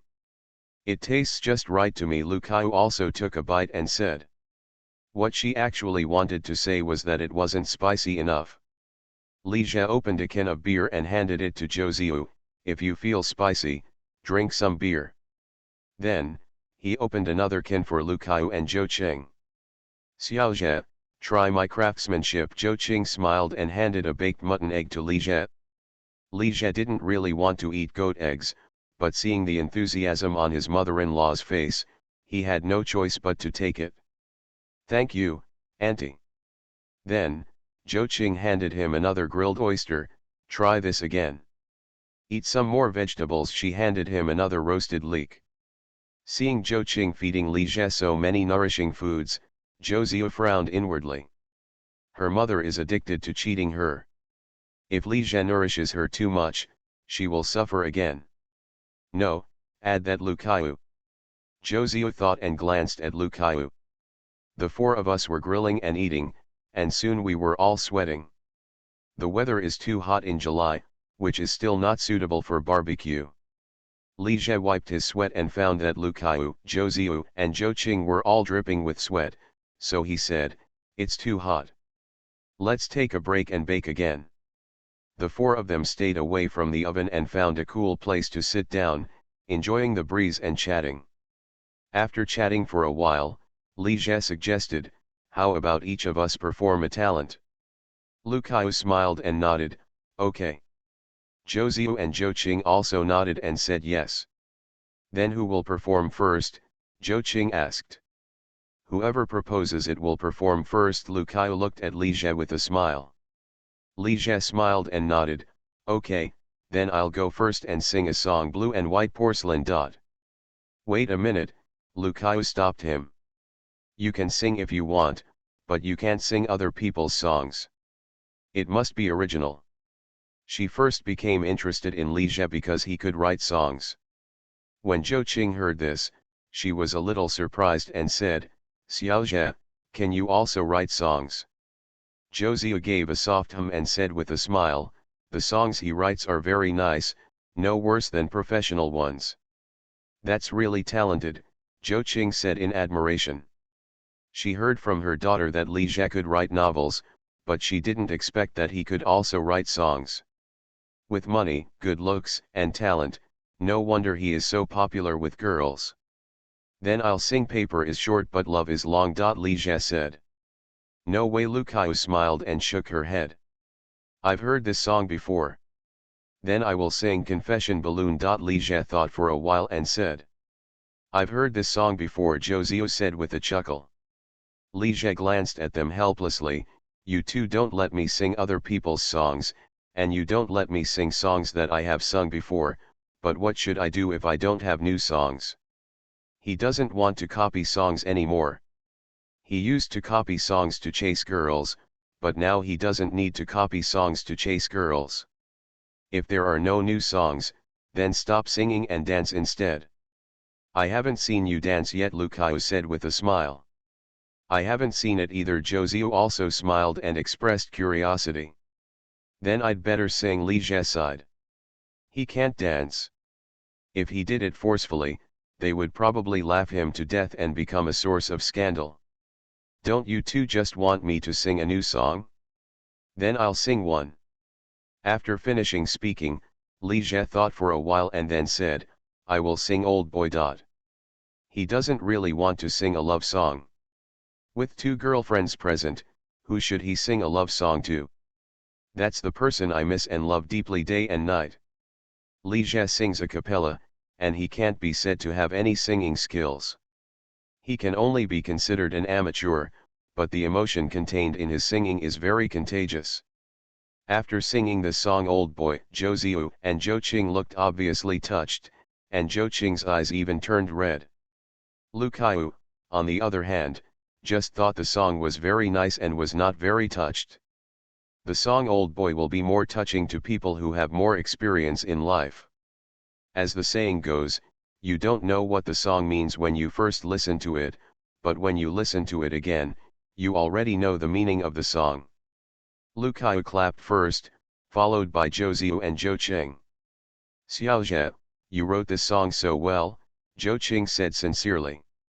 Listening to this song, all her past experiences came to mind, and she was deeply touched. You are listening to Novels at Bless Up channel. Wish you happiness and luck. Please subscribe to receive new novels. How do you feel about this novel? Please like and leave a comment. I really didn't want to be a warm man when I was reborn. Author, Li Yuanjie. Chapter 297. She has done wrong things and stupid things in her half-life, and has met many men, but none of them are worth relying on. The years are wasted, the beauty is gone, and the life is not satisfactory. But the only thing that I think is worth it and I don't regret is giving birth to my daughter Xiao and raising her to be a talented person. The daughter also found a good son-in-law for her. Thinking of this, Zhou Qing looked at Li Jie with gentler eyes. Li Jie smiled and said, "This song is actually not my original creation." When Lu Kaiu and Zhou Ziyu heard this, they both looked at him. Such a beautiful song, if there is an original singer, you shouldn't have never heard it. Li Jie paused and then said, I adapted it. Cover. Then which song did you cover? Lu Kaiu asked. She loves listening to music. She has basically heard all popular songs, but she has never heard a similar melody. The song by an island country singer was originally called Thank You, Li Jie explained.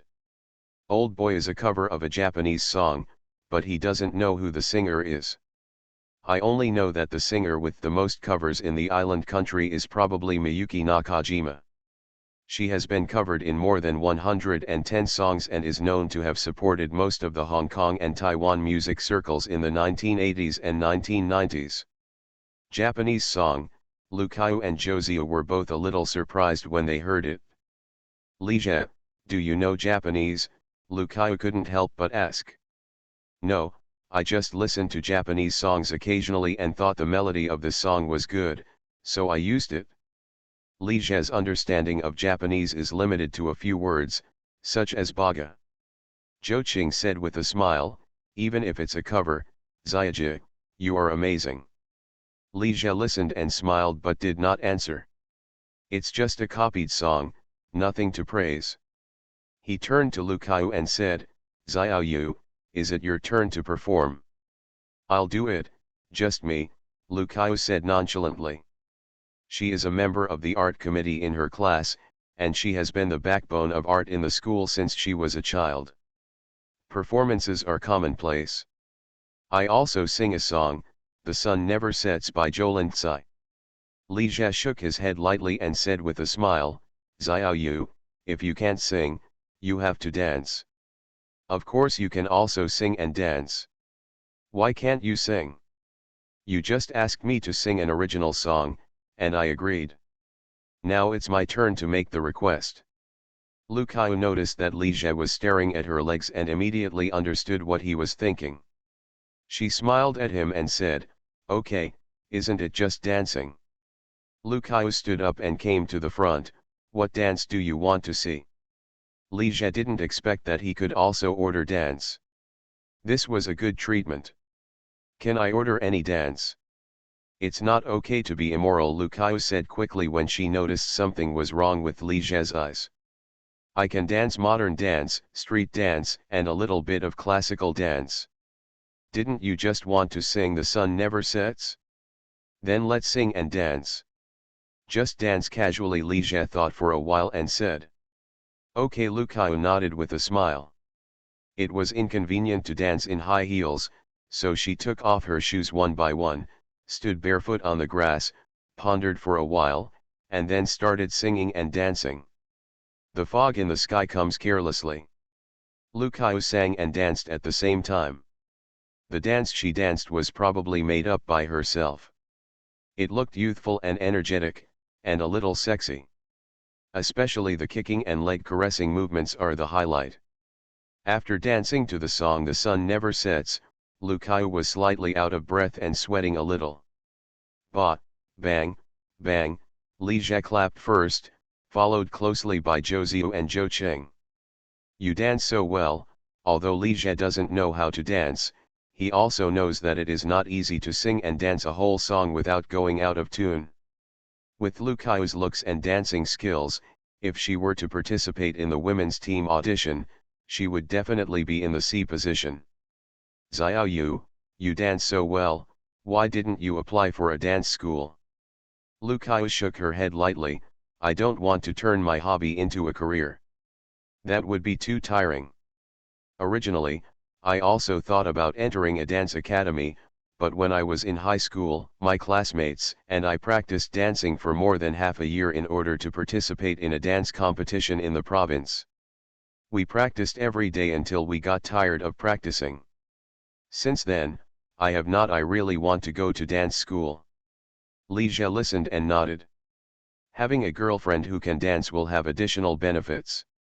For example, she will dance for you when nothing happens. But there are also disadvantages. In many dance types, female dancers and male dance partners will have too close physical contact, which is very uncomfortable. Xiao Yu, can you do the splits?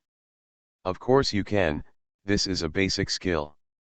Lu Kaiu said, kicked her legs, and did a split skillfully. When Li Jie saw it, his eyes lit up. His girlfriend knew how to do the splits, which was also a bonus. However, this does not mean that girls who have practiced dancing exercise too much, but Lu Kaiu. Noticing that something was wrong with Li Jie's gaze, he quickly lowered his long legs that he had kicked up. What are you thinking? I didn't think anything of it. As a serious person like him, of course he wouldn't think of anything inappropriate. Tsuyu, it's your turn to perform. Li Jie looked at Zhou with a smile. Then shall I sing a song? Zhou said softly in a questioning tone. No, you have to dance too. Li Jie had seen his little lover sing, but he had never seen her dance. But I can't dance, Zhou said a little embarrassed. She is good at tea art, but she has never learned to dance. It's okay, you're so beautiful, you'll look great if you dance casually, Li Jie said with a smile. Lu Kaiu said, Tsuyu, you don't know how to dance, let me teach you. Dancing is actually very simple. Okay then, Zhou stood up reluctantly. She came to Lu Kaiu and began to learn dancing from her. After learning a few simple movements from Lu Kaiu for a while, Zhou tried to dance a short distance.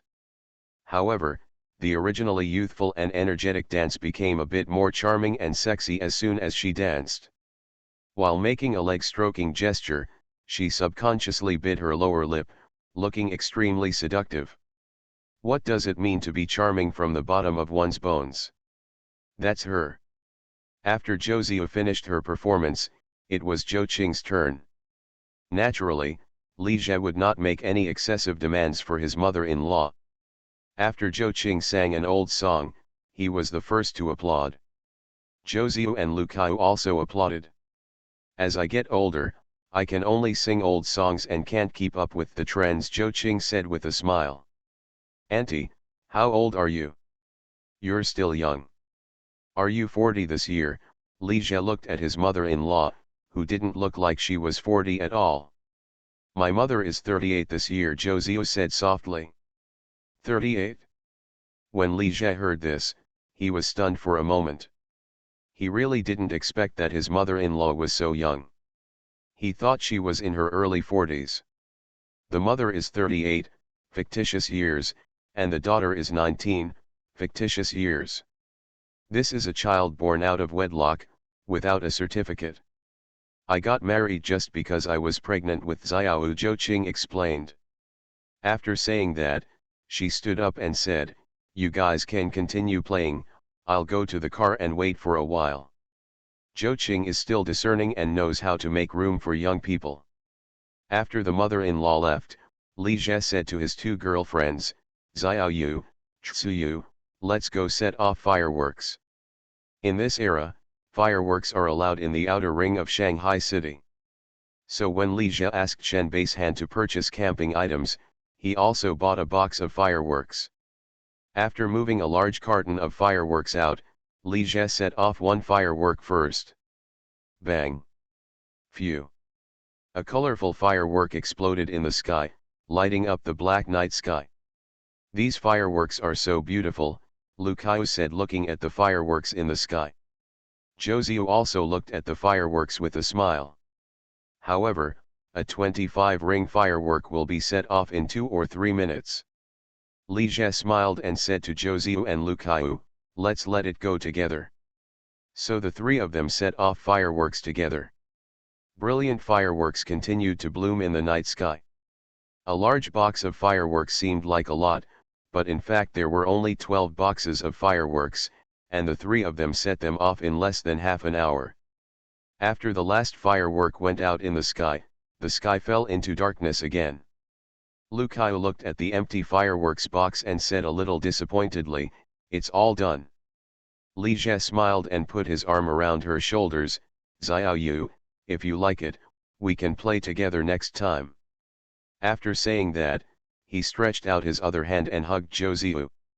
Xiaoyu, Ziu, how about we come here to set off fireworks together every year during the festival? Josio said nothing after hearing this, but rested her head on Li Zhe's shoulder.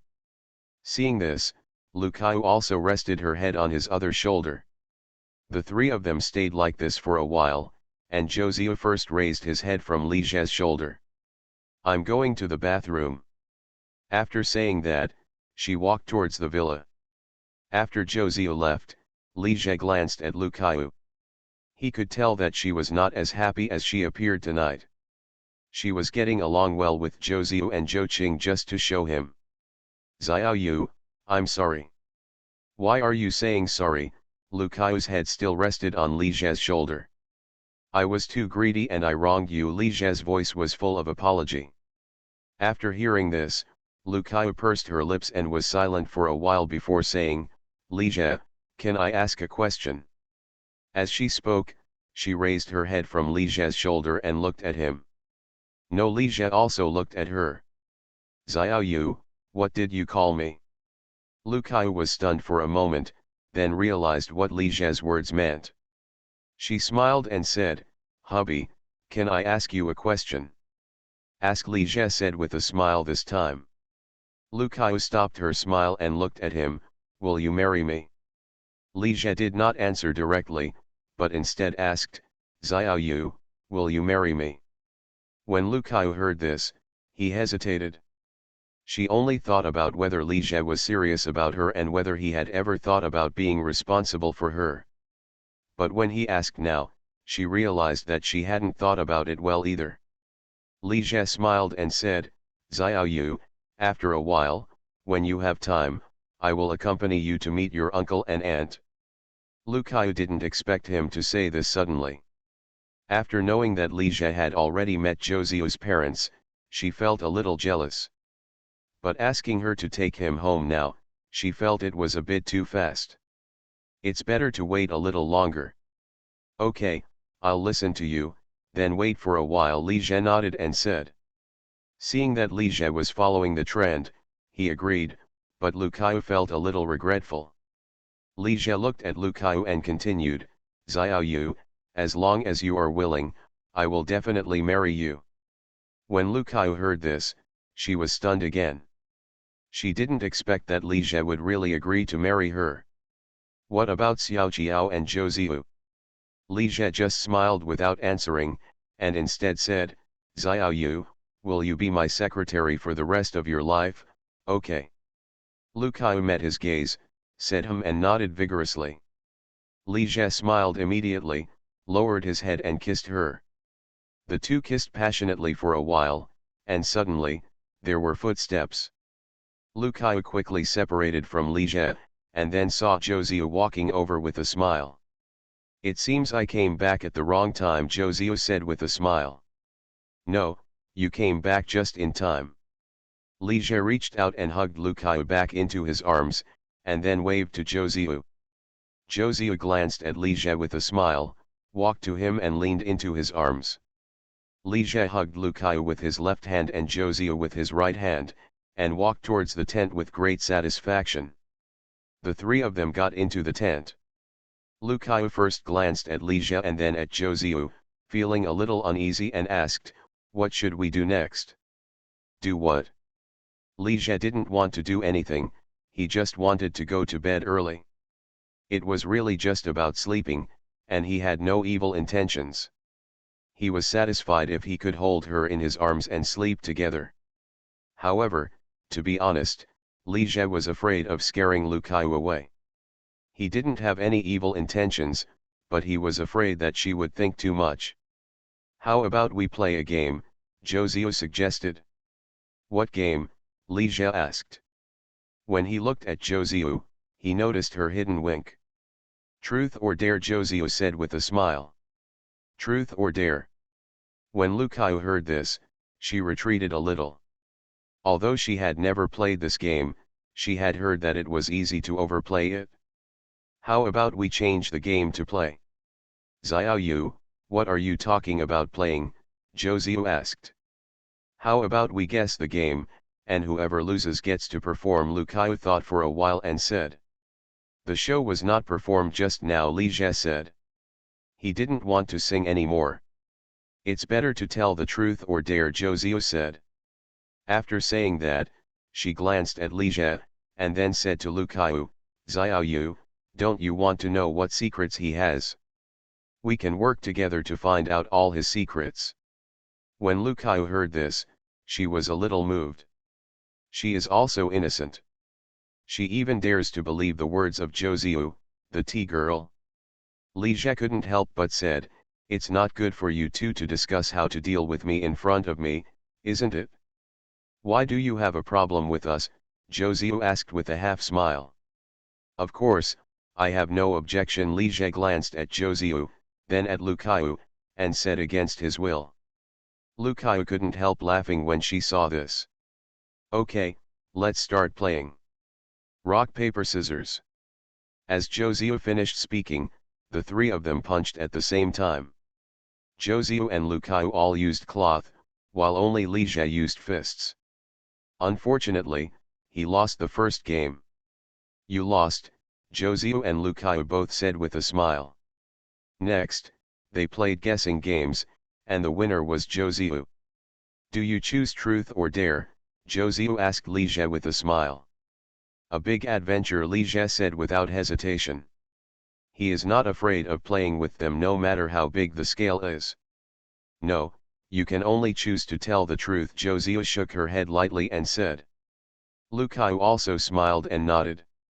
Then you still ask me to choose, Ligia sighed lightly. Go ahead.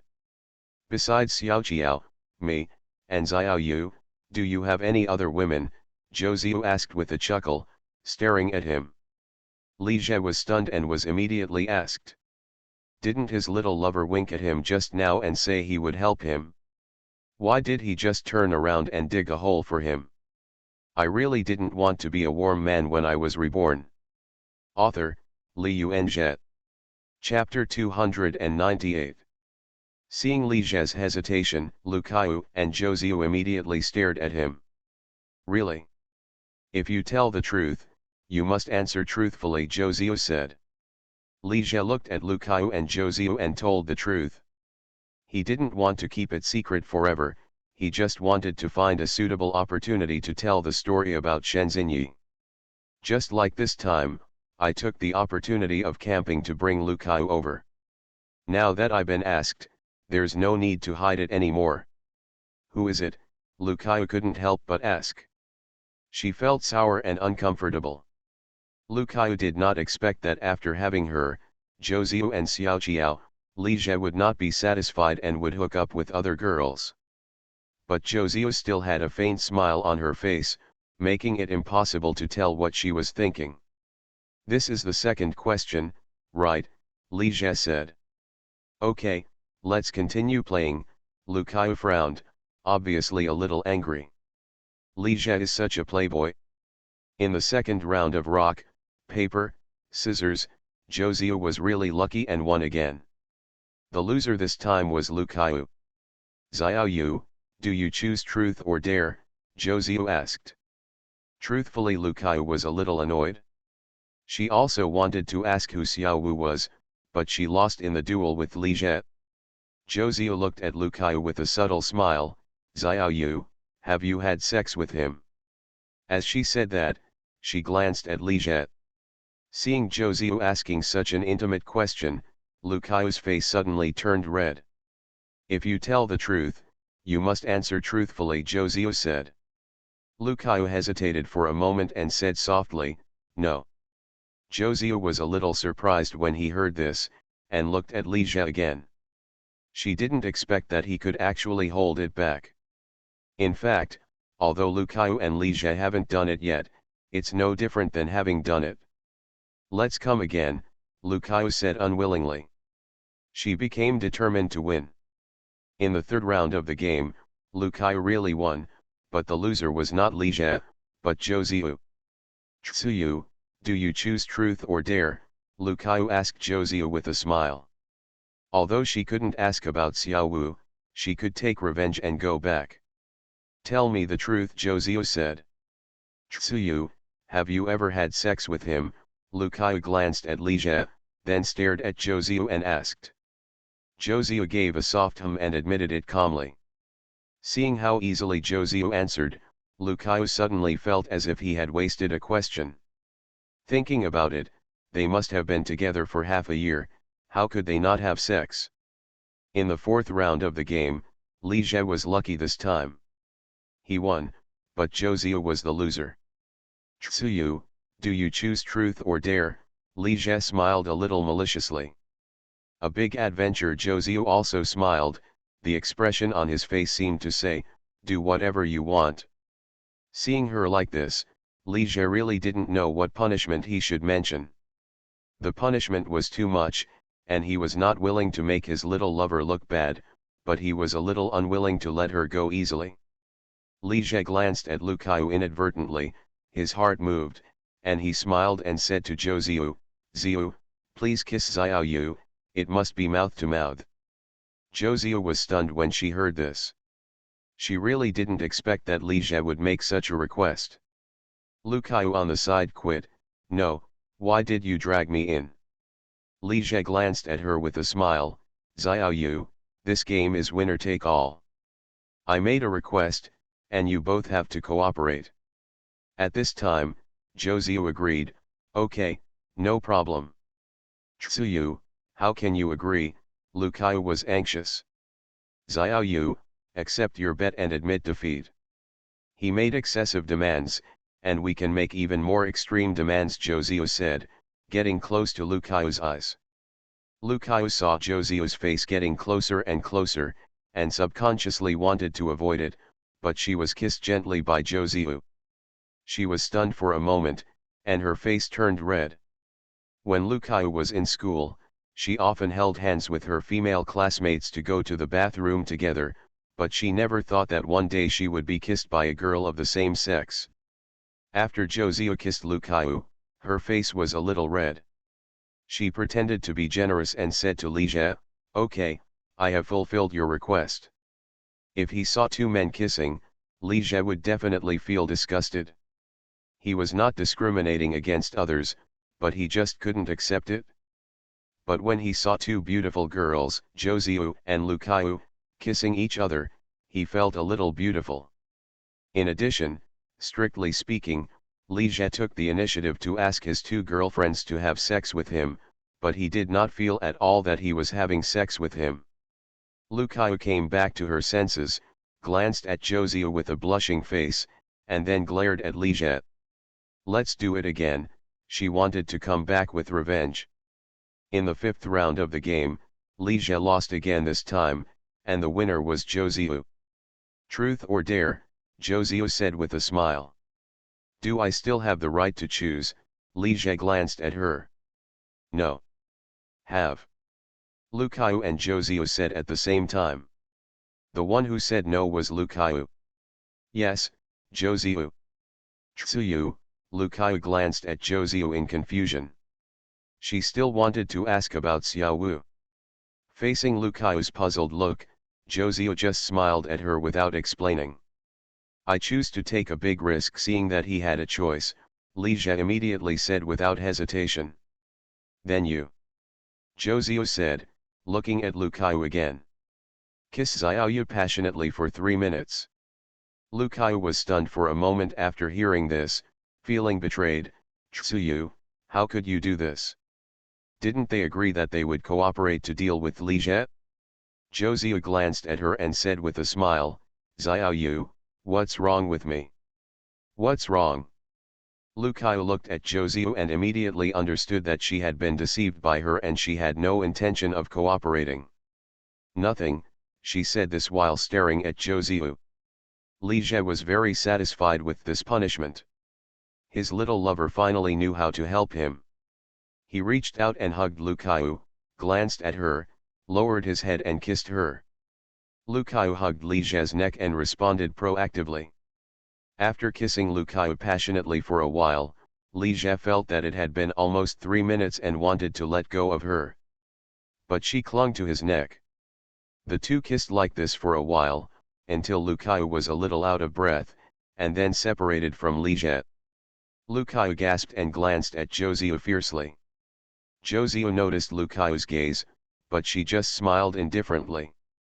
In the sixth round of the game, Lucaio got her wish, she won, and Josio lost. Truth or dare, Lucaio said, staring at Josio.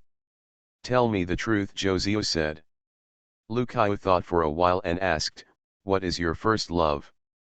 After speaking, she emphasized again, you must answer truthfully. Josio couldn't help but smile after hearing this, my first love is him. As she said that, she glanced at Liget. Lucaio looked at Josio a little unconvinced. How could she be so beautiful and never have a boyfriend before going to college? Josio also saw that Lucaio didn't believe it. If you don't believe it, you can ask Liget. He attended the class reunion with me. Hearing what Josio said, Lucaio had no choice but to believe it. In the 7th round of the game, this time Josio won and Lucaio lost. Truth or dare, Josio asked with a smile. A big adventure, Lucaio said. Are you sure? Josio's smile was a little playful. The punishment this time is not as simple as a passionate kiss. After speaking, she glanced at Liget. Paying attention to where Josio's gaze rested, Lucaio's face suddenly turned red and she cursed in her heart for being shameless. This Josio is as crooked as her mother. Don't you just want me to choose the truth? Okay, I'll choose the truth. Knowing that Josio said this deliberately to threaten her, Lucaio still did not dare to take a big risk. Let her, this is really beyond her bottom line. Josio smiled after hearing this. But when this smile fell into Lucaio's eyes, she suddenly felt even more hateful. Then who was your first love? After speaking, Josio also emphasized, you must answer truthfully. Lucaio was stunned by the question. She glanced at Liget and said hesitantly, I'm a high school classmate. She had already told Liget about her first love, and Lucaio didn't think it was a big deal at first. But now when compared with Josio, she seems to be outclassed. Josio made a soft sound, and the sound was very long. It turns out that Liget is not your first love. Lucaio became angry as soon as she heard this. What did she mean? Although Liget is not my first love, I gave him my first kiss. Just say so, Josio nodded and said nonchalantly. What do you mean I just say yes? Lucaio was furious. She felt that Josio was extremely hateful. Fortunately, she thought she had a pretty good personality just now. Okay, let's continue playing. Upon seeing this, Liget said quickly to smooth things over. It's quite satisfying to watch them fight over him, but they can't really get into a fight. In the 8th round of the game, Liget lost again this time, and the winner was Josio. I choose a big adventure, Liget said. Josio shook his head slightly, I'm telling you the truth. I'm not allowed to make a choice again, Liget sighed lightly. Then ask. Josio looked at him, among me, Xiao Yu, and Xiao Qiao, who is your favorite person among the three of us? Upon hearing this, Lucaio quickly looked at Liget. Seeing them both staring at him, Liget couldn't help but feel a headache. How could he, his little lover, help him one moment and trick him the next? The question she asked was like her girlfriend and mother falling into the water at the same time, who should be saved first? More pitfalls. In my heart, you three. It's just as important not to say it. Don't try to get away with it. Josio and Lucaio said almost at the same time. You have to choose one, the two said at the same time. No choice, Liget shook his head. In this fatal question, whoever really makes a choice is a fool. He hugged one with his left hand and the other with his right hand. In my heart, you are all equally important, and no one can be left behind. This is what I mean. Children only do multiple choice questions, and he wants them all. Josio and Lucaio were not very satisfied with Liget's return, but they were still reluctantly satisfied. In the 9th round of the game, this time Lucaio won and Josio lost. I choose a big adventure, Josio said directly. Are you sure? Lucaio said playfully. I'm sure. I'm not you. You may be afraid, But I'm not. Josiah glanced at her and said. Okay, this is what you said. Upon hearing this, Lucario was completely irritated. She also glanced at Ligia and asked for punishment. After hearing this, Josiah hesitated for a moment and then agreed, okay. Good. What Lucario said was just angry words. She didn't expect that Josiah would really agree. How dare she agree to such a thing? It's so shameless. Originally, she was surprised that Ligia didn't even have any evil thoughts when he slept with her in the same bed. Why did such a dedicated and good boy cheat on her? Now it seems that this Josiah must have used some shameless means. Ligia fell into her trap and fell. A good boy was led astray by her. Lucario glanced at Ligia and suddenly felt a sense of mission in her heart. She felt it was her responsibility to help him get rid of Josiah, a bad woman, and she could not let him continue to follow her bad example and degenerate. What are you doing? Just when Lucario had just made up his mind, he suddenly found Josiah approaching Ligia. Didn't you ask me to punish you? Josiah gave her a strange look. Then you too should be punished. I'm going out, Lucario said, about to leave the tent. Wait a minute, Josiah stopped her. You can't afford it, are you afraid? When Ligia woke up the next morning, he felt a soft body in his arms, and there was a soft body against his back. The smooth skin felt great to the touch. Why are there two people? Thinking of this, Ligia opened his eyes, looked down, and found Lucario in his arms.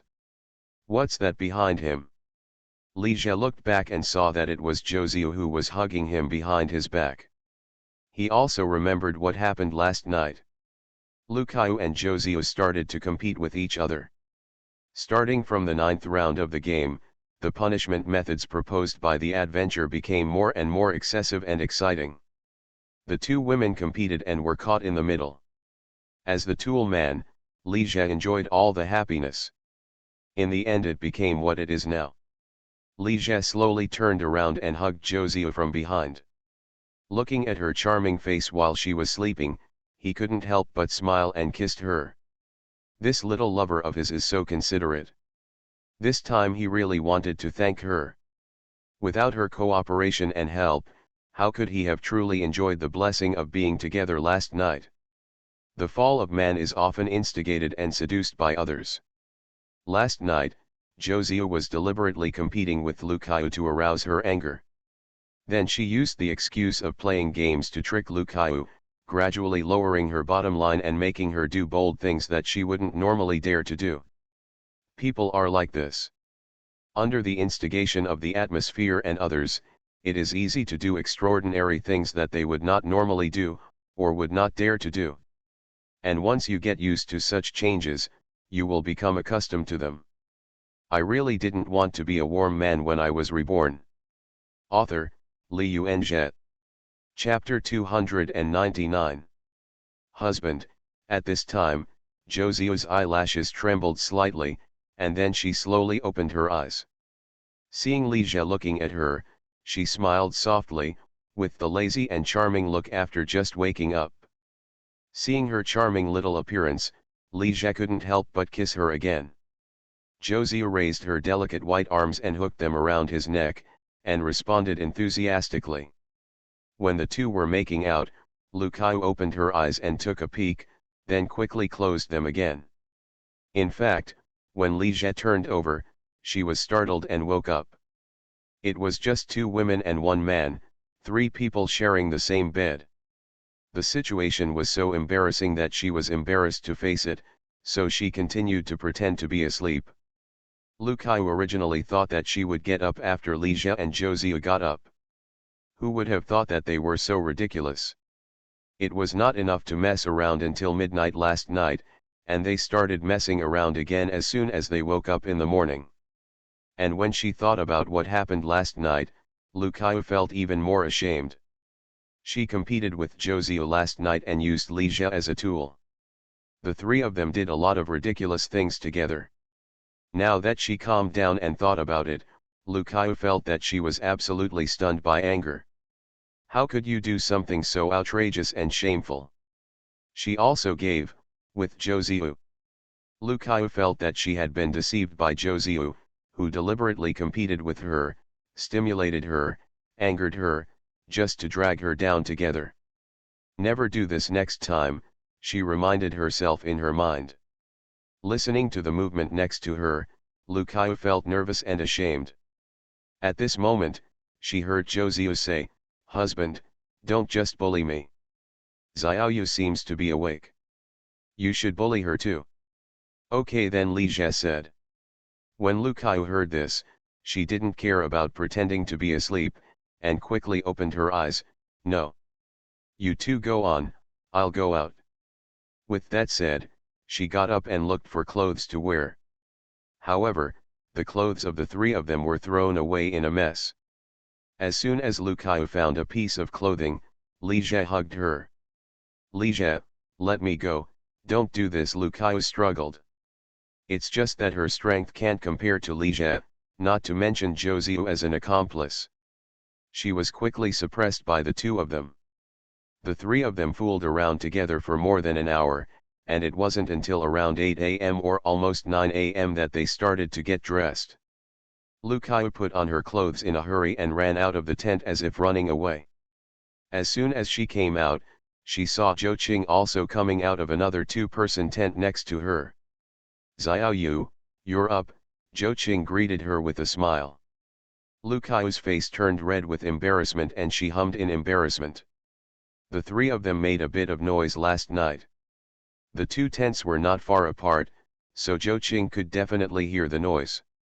In the tent, Zhou was adjusting her skirt. Her skirt was a little wrinkled.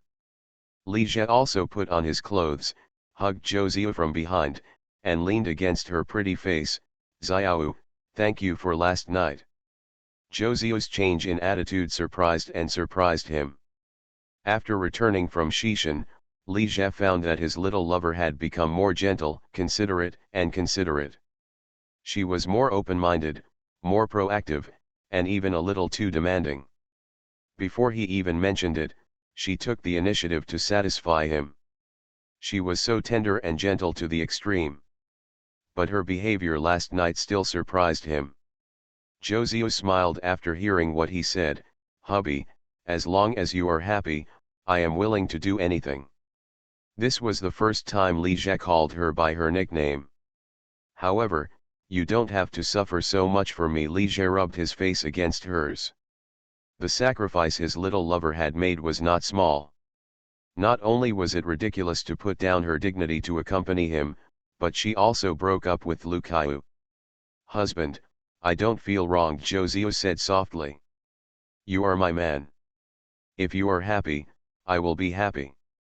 Husband, as I said, I will be your lifelong lover, the most caring lover. Whatever you want to do, I will help you." Men all want an ideal lover who is gentle, considerate, not jealous, and will even help you enrich your harem. But this is unrealistic because it goes against human nature. No girl will willingly share a man with others. Li Jie knew very well that Zhou did this intentionally to please him. "Xiao, let me buy you a better sports car." "Husband, I've only driven the Boxster you gave me for a few days, so you don't need to buy me another car." Zhou shook her head lightly. "Then tell me what you want and I'll buy it for you." Li Jie knew what his little lover wanted, but he couldn't give it to her, so he could only compensate her with material things. "There's nothing I really want for the moment. I'll tell you when I get it," Zhou said with a chuckle. "Okay," Li Jie nodded. "Husband, if possible in the future, can you stay with me more?" "Good." "Husband, what did you think of last night? Are you satisfied?" After a few seconds, Zhou suddenly said. "Ahem," Li Jie coughed twice in embarrassment. "Not bad. Honey, if you like it, then I can play this game with you and Shen Xi and again next time." "Okay," Zhou said seductively. When Li Jie heard this, he was stunned for a moment. "Xiao, how did you know it was hers?" Zhou chuckled lightly. "Who else could it be besides her?" "Husband, You don't like this pure and well-behaved type the most. Li Jie sighed in his heart, his little lover is so smart.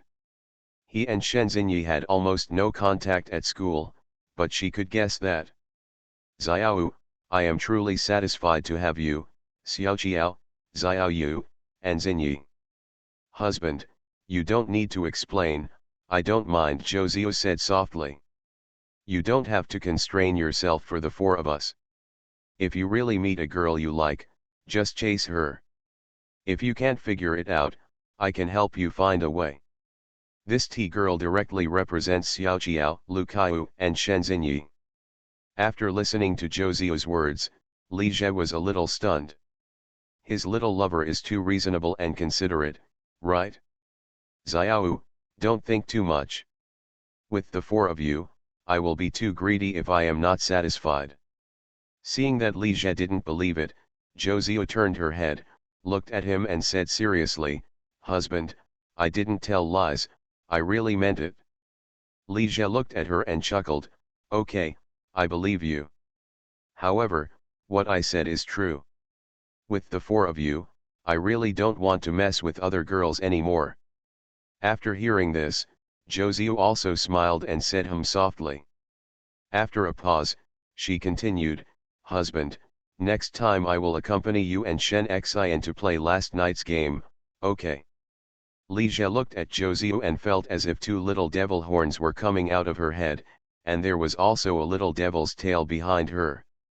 The tail was still swaying, like a beautiful and charming little succubus, tempting him to fall. But let's not talk about it, his little lover really feels like a succubus. If he cosplays with a beautiful little succubus, he will definitely look like it.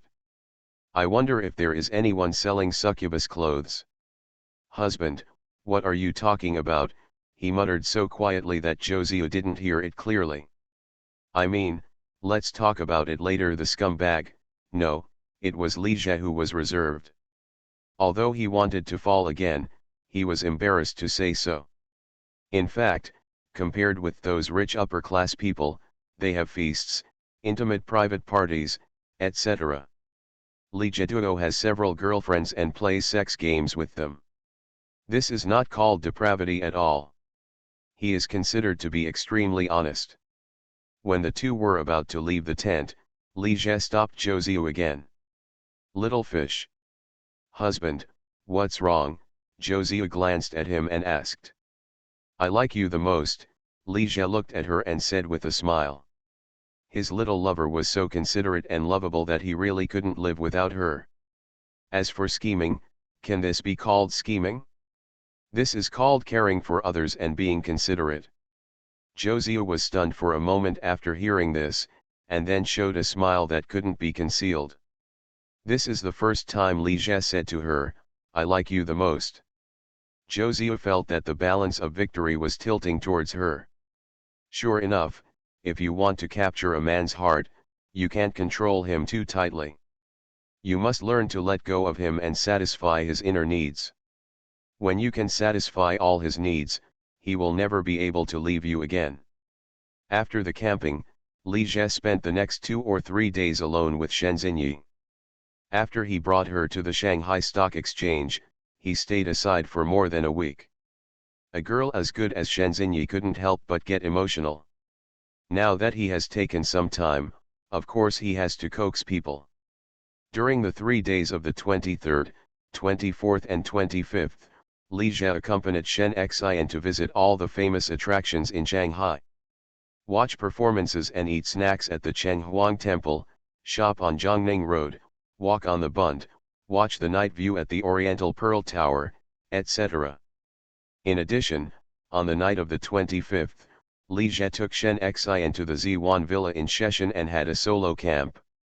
The two had a picnic and cooked together, watched the stars, set off fireworks, and then fell asleep hugging each other in the tent. After spending a day or two with Shen Xian, Li Jie put her on the plane to Chongqing on the afternoon of the 26th. It's been half a month's vacation, and it's time for her to go home and take a look. After seeing off Shen Xinyi, Li Jie flew to the United States with Zhou Ziyu, Lu Kaiyu, and Zhao Jie on the 27th. In addition to the four of them, there were also three other employees who were interested in technology. After arriving in the United States, Li Jie and his team first went to Riot Games in Los Angeles for inspection. Li Jie and his party visited Riot Games to learn about the development progress of League of Legends and learned that the game is expected to be released next year. Before the game is released, Riot Games will also start a second round of financing. Li Jie talked with Baker and Merrill, the two founders of Riot Games, and determined that Riot Games would give priority to Fun One technology in the second round of financing. Unfortunately, we still didn't get the exclusive financing qualification. In addition, the two parties also reached an agreement on a cooperation. Fun One Technology will send 5 game production staff to Riot Games to participate in the development of League of Legends. This is done firstly to conduct technical exchanges and cultivate talents, and secondly to prepare for the launch of League of Legends in China next year. After staying in Los Angeles for 2 or 3 days, Li Jie and his party took a plane to New York on the 30th. They stayed in New York for almost a week. After understanding the economic situation of the United States on the spot, Li Jie finally selected oil futures as an investment object. If you want to make a fortune during the economic crisis, your investment options include stocks, futures, and foreign exchange. It can be said that Li Jie didn't know anything about the US stock market in this era. To rush in rashly was to seek death. And he doesn't understand even more about foreign exchange. So the only investment objects left are futures. Among the bulk commodities in futures such as crude oil, non-ferrous metals, and agricultural products, the only one Li Jie knew a little about was crude oil.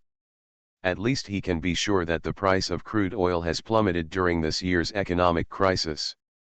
After understanding the price trend of crude oil for more than half a year, Li Jie discovered signs of a sharp decline. Since the beginning of the year, international oil prices have skyrocketed.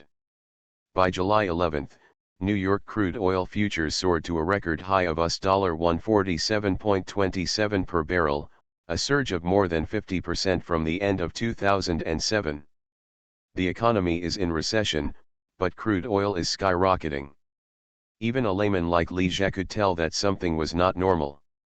The economic crisis is coming soon, and the sharp rise will definitely be followed by a sharp fall. So on August 1st, Li Jie bought all the $15 million, or 100 million yuan, in crude oil futures, sold. In order to raise this $15 million, Li Jie emptied all his money, as well as most of the funds on the company's account, and also took on tens of millions in loans. If he really loses this money, although he will not go bankrupt, it will delay the development of Kudong Group for more than half a year. However, Li Jie is sure that he will never lose money. As long as the financial crisis breaks out, crude oil will plummet. Does he not believe that the butterfly effect brought about by his rebirth can also affect the economic crisis? The buying price of crude oil futures is around $125 per barrel. In addition, Li Jie also allocated 20 times leverage, which means that he used $15 million to buy $300 million in crude oil. Of course, there is also a higher leverage of 50 times and 100 times, but Li Jie does not dare to play. With a leverage of 100 times and a margin of only 1%, the risk is too great. As long as the price of crude oil fluctuates a little more, his $15 million will be gone. After buying crude oil, Li Jie, Zhou Ziyu, and Lu Kai watched in the VIP room of the futures exchange every day, always paying attention to the price fluctuations of crude oil. As for Zhao Jie, she and her 3 employees are busy looking around for companies suitable for acquisition. Li Jie bought crude oil on August 2nd. The next 2 days on the 2nd and 3rd were weekends, and trading in the futures market was suspended. On Monday, the 4th, as soon as the futures market opened, crude oil experienced a slight plunge, falling below $120. However, it rebounded again before the market closed and finally settled at $121.50. In the following 4 days on May 6, 7, and 8, the price of crude oil continued to fall, completely falling below $120, all the way down to $115. At this time, Liege was basically certain that the trend of crude oil plummeting in the second half of this year has begun.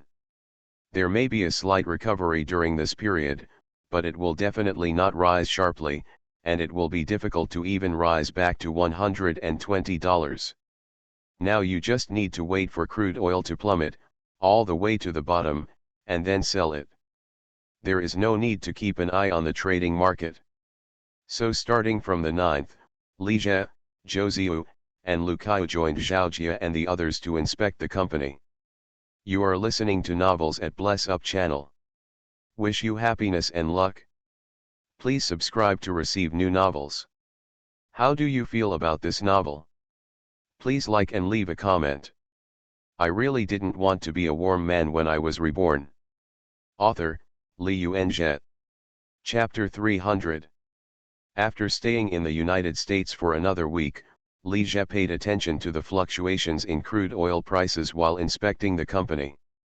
The market opened again on the 11th, and crude oil prices fell slightly again, falling below $115. In the next few days, they continued to fall slightly. Liege estimates that the price of crude oil will soon fall back to around $100, and then there will be a crash. Because he was in the United States, he could clearly feel that the economic crisis was imminent. The subprime financial crisis broke out in the United States last year. On August 13, the parent company of the island nation's second largest bank announced a loss of 600 million yen in business related to U.S. subprime mortgages. After seeing this news, Liege vaguely felt that this was a precursor to a large-scale economic crisis. If an economic crisis does not break out this month, it will happen next month. This economic situation will not last until October. In addition, after understanding it, Liege finally understood what the subprime mortgage crisis was. Before he was reborn, he had heard about the subprime mortgage crisis in the United States, but he never quite understood what it was about. It turns out that the so-called subprime mortgage crisis is the real estate boom. People think that housing prices will continue to rise, so they buy houses one after another. In order to make money, banks try their best to lend money to people who buy houses, regardless of whether the borrowers can repay their mortgages. It's so outrageous that someone got a loan from a bank using a dog's name. But people in banks also know how to play this way. Once house prices fall, there will be a lot of bad debts. So the bank sold the loan contract to the loan mortgage company. But the people in the bank are smart, and the mortgage companies are not stupid either. Loan mortgage companies package loan contracts into financial management products and sell them to ordinary people at the bottom. In order to harvest more leaks, financial elites have added leverage to financial products. Financial products that could only be sold for 100,000 yuan can be sold for 1 million, 2 million, or even more. After figuring out what was going on with the subprime mortgage crisis, Liege had to sigh, capitalist countries still know how to play. However, just using bad debts to speculate on the financial bubble will make the bubble bigger and bigger. It would be strange not to touch the market if this continues. Therefore, when housing prices fell in 2008, the financial system collapsed, and the economic crisis broke out. On August 16, Liege and his party left the United States and returned to China. After returning to China, Liege has been paying attention to the price fluctuations of crude oil. Throughout late August, the price of crude oil fluctuated little, rising and falling slightly around $115, and once rose back to $120 on the 21st. But this was only a short-lived recovery. Entering September, crude oil prices began to fall. It fell below $110 on the 2nd, and fell below $100 on the 15th. By this time, Liege was finally relieved, and the collapse of crude oil was a foregone conclusion. On September 9, the financial market was out of control, and even the previous injections of capital by large banks could not prevent the crisis from breaking out. At the same time, many large financial institutions collapsed and were taken over by the US government, and a large-scale economic crisis swept the world. Xiao Jiao returned to Shanghai on July 30 with his father, mother, and brother Jiao. At this time, Li Jie had gone abroad with his young lover, personal secretary, and Zhao Jie. Xiao Jiao's family of 4 came to Shanghai by plane. It was Jiao de Ziajan's first time to fly, and it was very novel. In fact, not only brother Jiao, but also father and mother Jiao were flying for the first time. Originally, Father Jiao suggested taking the train, as train tickets are cheaper. But Xiao Jiao insisted on taking a plane. After being with Li Jie, she became less and less aware of money. Mother Jiao and Ziajan were also happy to fly. When the plane arrived in Shanghai, a family of 4 walked out of the airport and saw Shen Baishan, who came to pick them up. After getting on the Audi A8L, Mother Jiao glanced at Shen Baishan, who was driving in the front seat, and asked her daughter, "How much did Ziaja spend on this car?" "More than 1 million, Xiao Jiao said. Listening to her daughter's casual tone, Mother Jiao couldn't help but feel something in her heart. The car soon arrived at the Binjiang Yewan community, where Xiao Jiao's small duplex apartment was located. Xiao Jiao opened the door, and the family of 4 walked into the apartment together. "Sister, isn't your house too nice?" Ziajan looked shocked and looked around. A duplex with 3 bedrooms and 2 living rooms, luxuriously decorated. He had only seen such a house on TV. Mother Jiao was also a little shocked. "Xiao Jiao, did Li Jie really give this house to you?" Only Father Jiao's expression remained unchanged on the surface, but he was also a little shaken in his heart. "Mom, how about I take out the house book and show it to you?" Xiao Jiao said with a smile. She was joking, but unexpectedly Mother Jiao nodded and said, "Okay, you can take it out and show it to me later." Shen Baishan, who was following the family, said to Xiao Jiao, "Miss Jiao, call me anytime if you need anything." After saying that, he left. Xiao Jiao said to Father Jiao, Mother Jiao, and Brother Jiao, "Dad, Mom, Ziajan, let me show you around." The family of 4 rested in the apartment for one night, and the next morning, they took the Audi A8L driven by Shen Baishan to visit Kudong Group. The person who came to the company to receive them was Li Jie's assistant Anya. Anya led Xiao Jiao's family of 4 to visit 4 companies: Qin Technology, Kuku Entertainment, Qiu Literature, and Kolan Culture.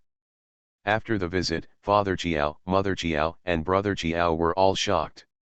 When Father Jiao and Mother Jiao heard from their daughter that Li Jie had several companies under his name, and one of them was very large, they didn't feel too intuitively.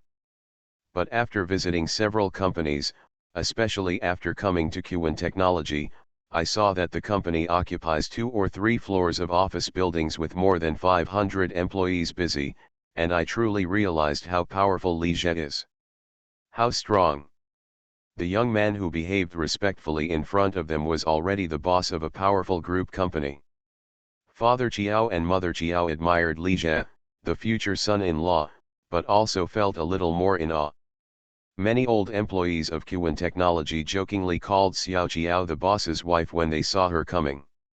Xiao Jiao also smiled and nodded in response.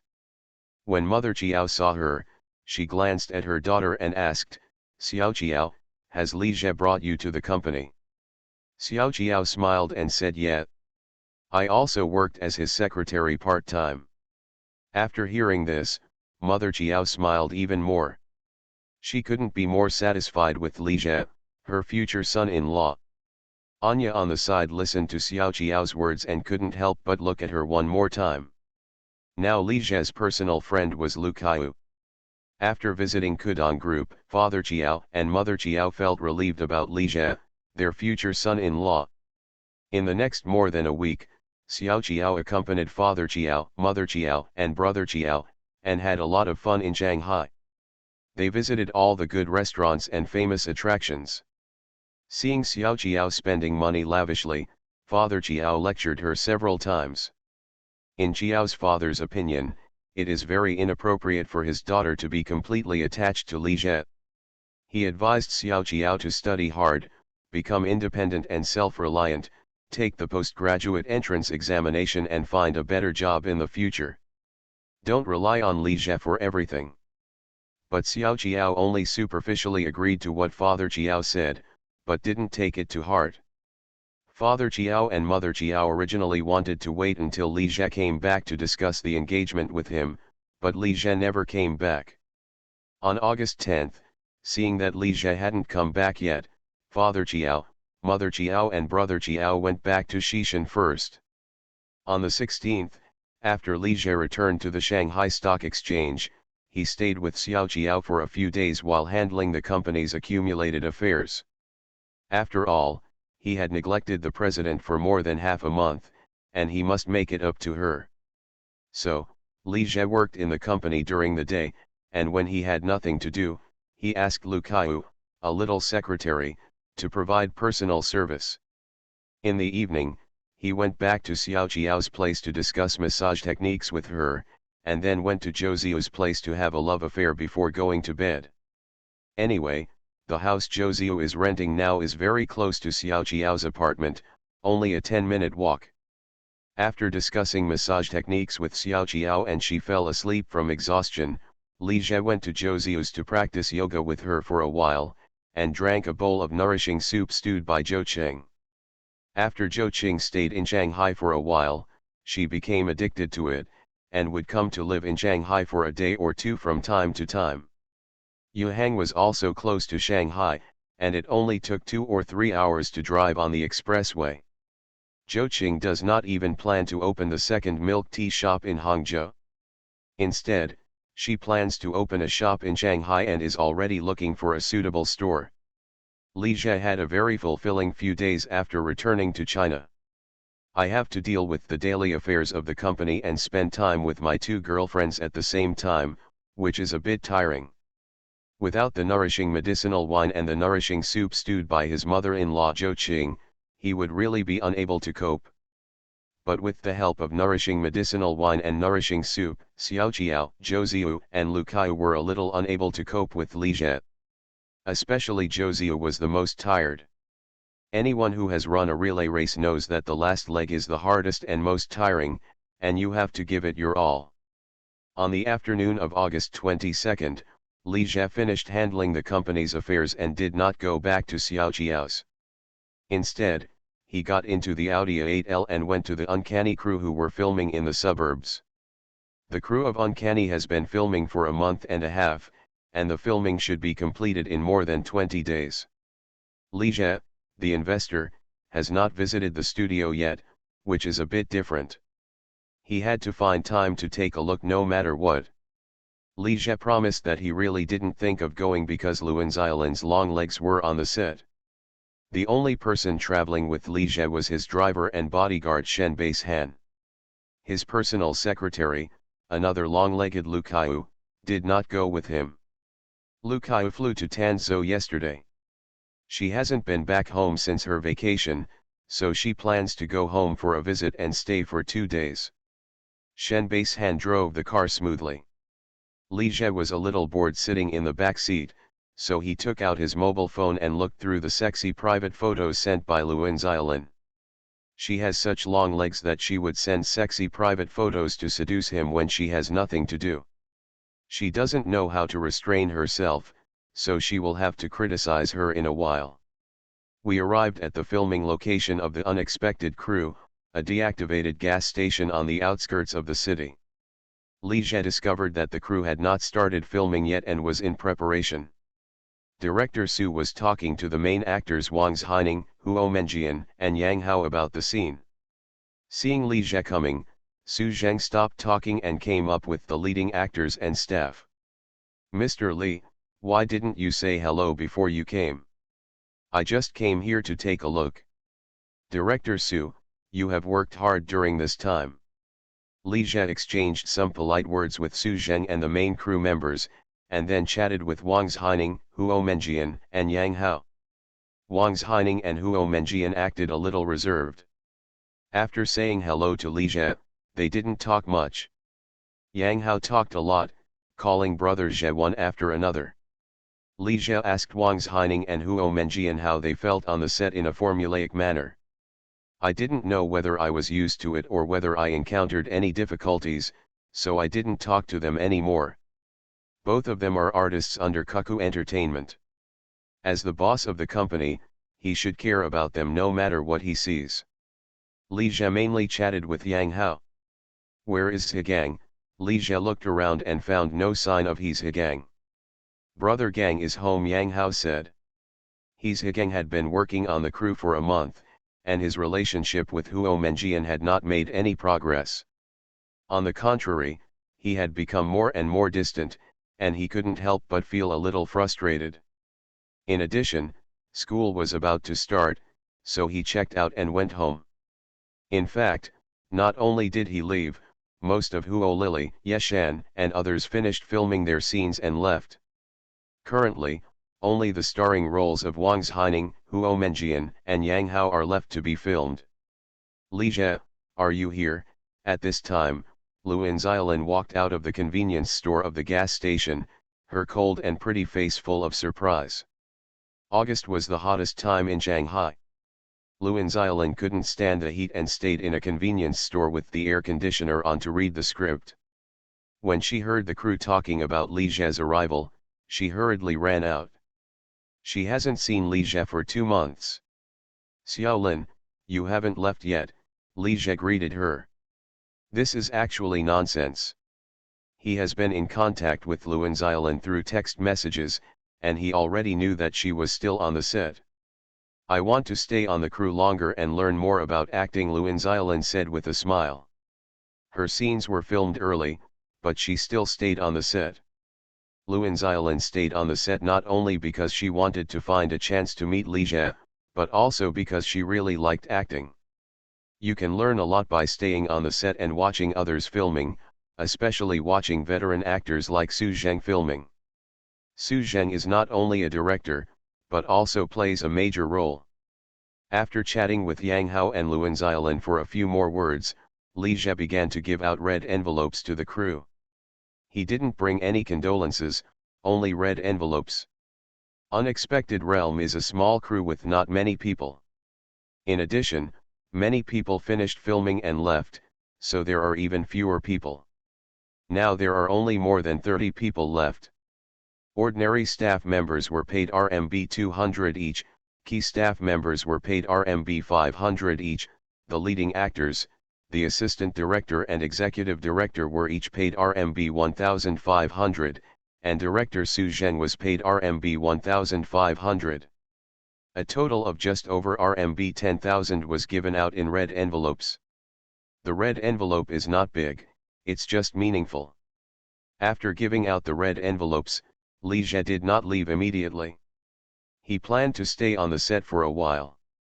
Seeing that Su was directing Wang Haining, Huo Menjian, and Yang Hao in the starring roles, the staff were also busy setting up the shooting location. It looked like it would take a while before filming could start, so Li Jie went back to the car to rest. But as soon as he got back to the car, within a few minutes, Luan Xiaolin opened the door and got in. I really didn't want to be a warm man when I was reborn. Author, Li Yuanzhe. Chapter 301. How did you come? Li Jie glanced at Luan Xiaolin. She was wearing a black jumpsuit that covered her hips, showing off her good figure. Her long legs were paired with black stockings, making them look even slender. She looked sexy, sultry, and charming. This guy with long legs has no worries at all. You, a beautiful actress, got into an investor's car and the crew saw it. What did you think? If he really had an unspoken rule over her, forget it. But he didn't do anything. Isn't this taking the blame for nothing? It's too hot. Come to your car and blow on the air conditioner, Luan Xiaolin said with a chuckle. Here, have a drink. She handed the drink in her hand to Li Jie. It's a bottle of green tea. Air conditioner? Li Jie didn't believe Luan Xiaolin's excuse at all.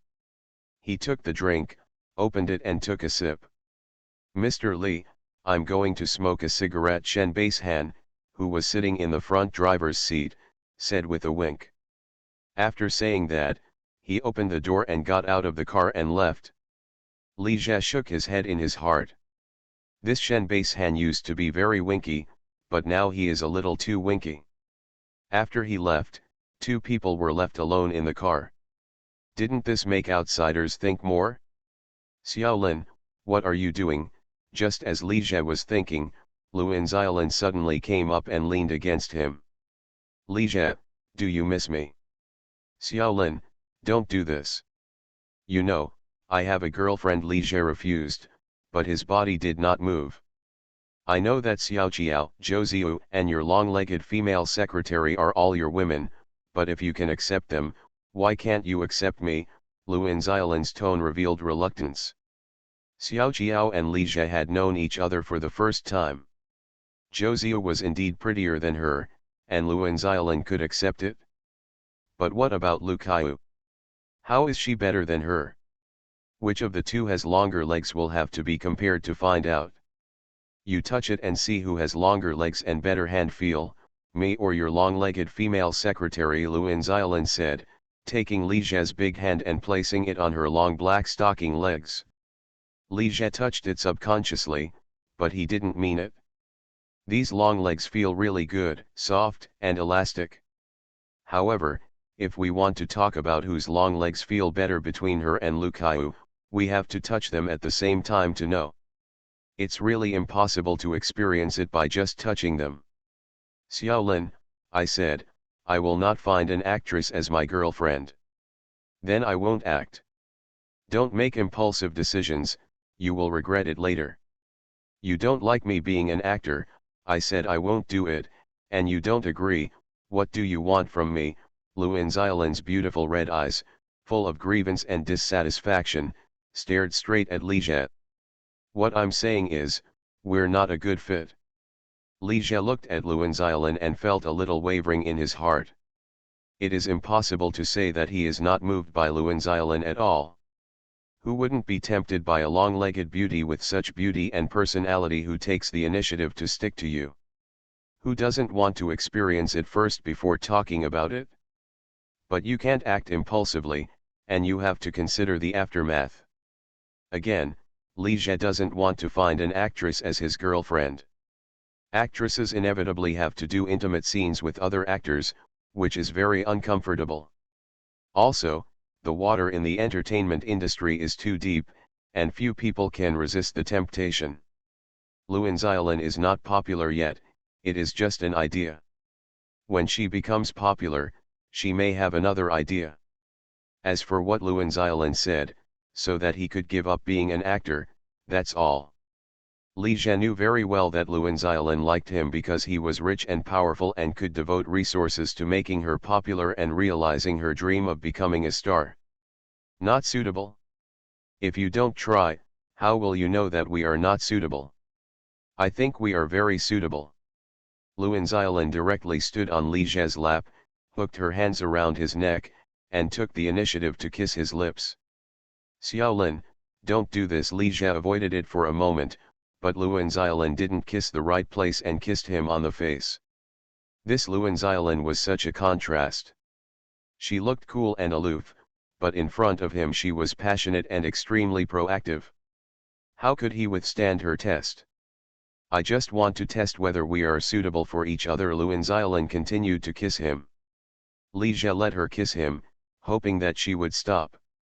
After kissing for a while, Luan Xiaolin was a little dissatisfied when she saw that Li Jie was not cooperative at all. Suddenly, she chuckled, "You still said you don't like me. How about I help you?" Luan Xiaolin said and was about to take off Li Jie's clothes. "Do you help? Did you ask Xiaoqiao, Zhou Ziyu, Lu Kaiyu, and Shen Xinyi to agree to help?" Li Jie couldn't stand the female gangster Luan Xiaolin anymore. If he continues to indulge her and doesn't teach her a lesson, she will really become lawless. Snapped. "Ah, why did you hit me?" Luan Xiaolin couldn't help but scream in pain. It turned out that Li Jie slapped her on the butt very hard. "Why are we beating you? Because you lack education, Li Jie said and slapped her hard twice on the butt. Luan Xiaolin snorted twice after being beaten, her pretty face turned red, and her beautiful phoenix eyes became watery. Do you know you were wrong? Li Jie asked. He just wanted to punish Luan Xiaolin a little, and he wouldn't really hit her. I'm right, Luan Xiaolin said firmly. You still want to be beaten, right? Fight if you want. Li Jie noticed that Luan Xiaolin seemed to be a little expecting, and couldn't help but be stunned for a moment. She doesn't have those attributes, does she? Could it be that the cooler the appearance, the cooler the heart? Just when Li Jie was punishing and educating Luan Xiaolin, someone suddenly knocked on the car window. The investor is lecturing the actress, who is so ignorant, come here to bother her? He pressed down the car window a crack, looked outside, and found that it was Wang Zhaining. Zhaining, what's wrong with you? Mr. Li, the filming is about to start. Director Su asked me to come over and ask if you want to give some guidance, Wang Ji said without squinting. She didn't want to come either, but Su Zheng called her name. Okay, I get it, Li Zhe nodded and said. Tell Director Su to start filming first. I'll be there in a moment. He had to finish teaching Luan Xiaolin's long legs before going to watch the movie. How could he give up halfway? Wang Zhaining nodded lightly, then glanced at Li Jie again, and left. Li Jie taught Luan Xiaolin a lesson for a while before teaching her to be honest.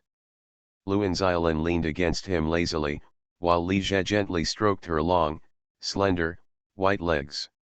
The quality of the black silk is so poor that it breaks when touched. Husband, Luan Xiaolin said with a coquettish smile. Li Jie glanced at her. She had long legs and changed her mind too quickly. She was almost as good as his little lover. Xiaolin. Husband, please call me Linlin, my parents both call me that, Luan Xiaolin said. I'd better call you Xiaolin. Li Jie did not change his words. You are not allowed to shoot kissing scenes or intimate scenes with others in the future, you know? If you can't avoid it, just find a substitute. I got it? After Luan Xiaolin finished speaking, she muttered coquettishly and said, I have never filmed kissing scenes or intimate scenes with anyone else before, just you. Li Jie shook his head inwardly.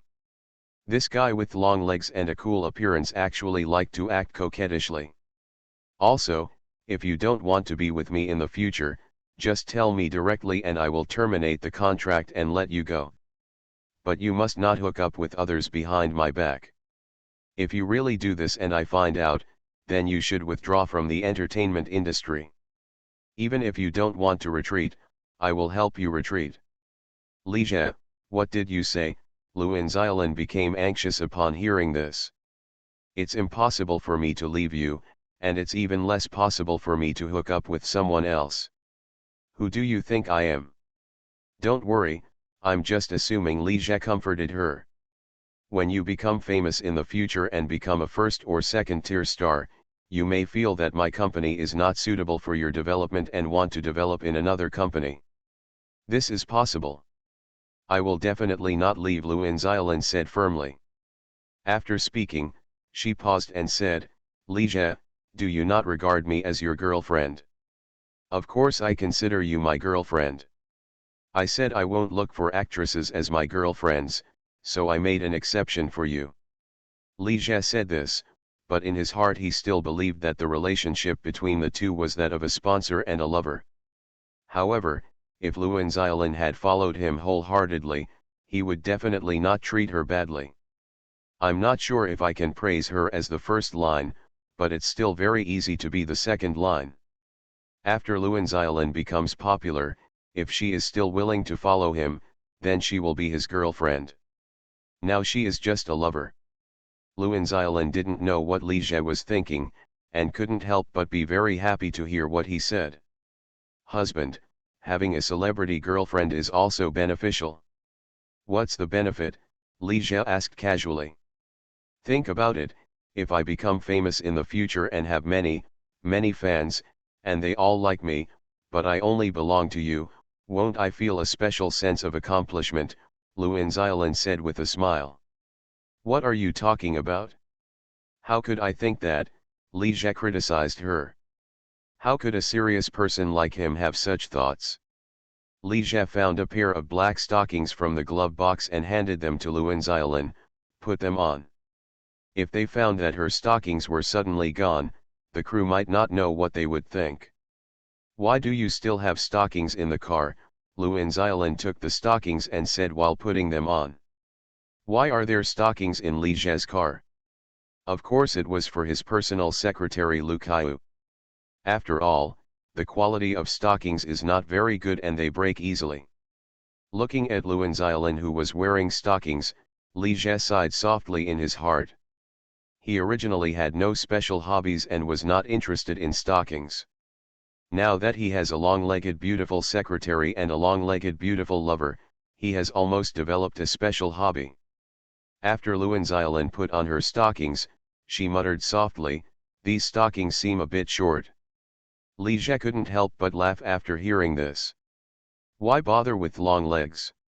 When you get a chance, you can compete with Kaiyu to see who has the longer legs. Basically, my legs must be longer, Luan Xiaolin said confidently. Xiaolin, can you dance? Li Jie thought of something. I'm not very good at dancing. Upon hearing what Li Jie said, Luan Xiaolin immediately guessed that Lu Kaiyu must be good at dancing. She paused and then said, "But, I'm studying to be a flight attendant. Honey, how about one day, I put on the stewardess uniform and serve you alone?" Ahem, Li Jie coughed twice, let's talk about it later. Xiaoqiao, Zhou and this Luan Xiaolin always tempted him to fall. Li Jie opened the car door and got out of the car first. He found that the crew were filming on the side of the road 60 or 70 meters away, so he quickly asked Luan Xiaolin to get out of the car as well. The pretty actress spent so much time in the investor's car. The scandal must have spread on the set. In the end, he ended up living the life he hated the most. When Luan Xiaolin got off the car, a girl from the crew happened to glance over, but neither Li Jie nor Luan Xiaolin noticed. Stop for a moment. Su Zheng stopped the filming at the filming site. Menjian, what are you looking at? When the cameras showed Huo Menjian, she was distracted. I'm sorry, director. Huo Menjian apologized quickly. It doesn't matter, let's do it again, Su Zheng said. His impression of Huo Menjian was quite good. She was quiet, sensible, and polite. After getting off the car, Li Jie and Luan Xiaolin separated. He went to the filming site and watched the crew filming a scene. At around 8 o'clock in the evening, he got into the Audi A8L and left. Luan Xiaolin took the crew's car back to the hotel where the crew rented before Li Jie left. After leaving the crew, Li Jie did not return to the Bund. Instead, he asked Shen Basehan to drive to a nearby hotel not far away. The car stopped in front of the hotel for a while, and Luan Xiaolin, who had changed into casual clothes, walked out of the hotel. After Luan Xiaolin opened the door and got in the car, Li Jie said to Shen Basehan, "Let's go." Shen Basehan glanced back through the rearview mirror, and then drove towards the city. He is really convinced by his boss. There are more and more women. This is the fifth one. Isn't it tiring? Arriving in the city, Li Jie said to Luan Xiaolin, "Xiaolin, shall I take you to a movie?" "Okay," Luan Xiaolin said with a smile. "Then what movies do you like to watch?" "Romance movies and action movies are all fine." "Romance or action movie?" Li Jie feels that knowing too much is not a good thing, as it is easy to think wrongly. Li Jie randomly found a movie theater and after asking Luan Xiaolin, he chose a movie and bought 2 couple tickets.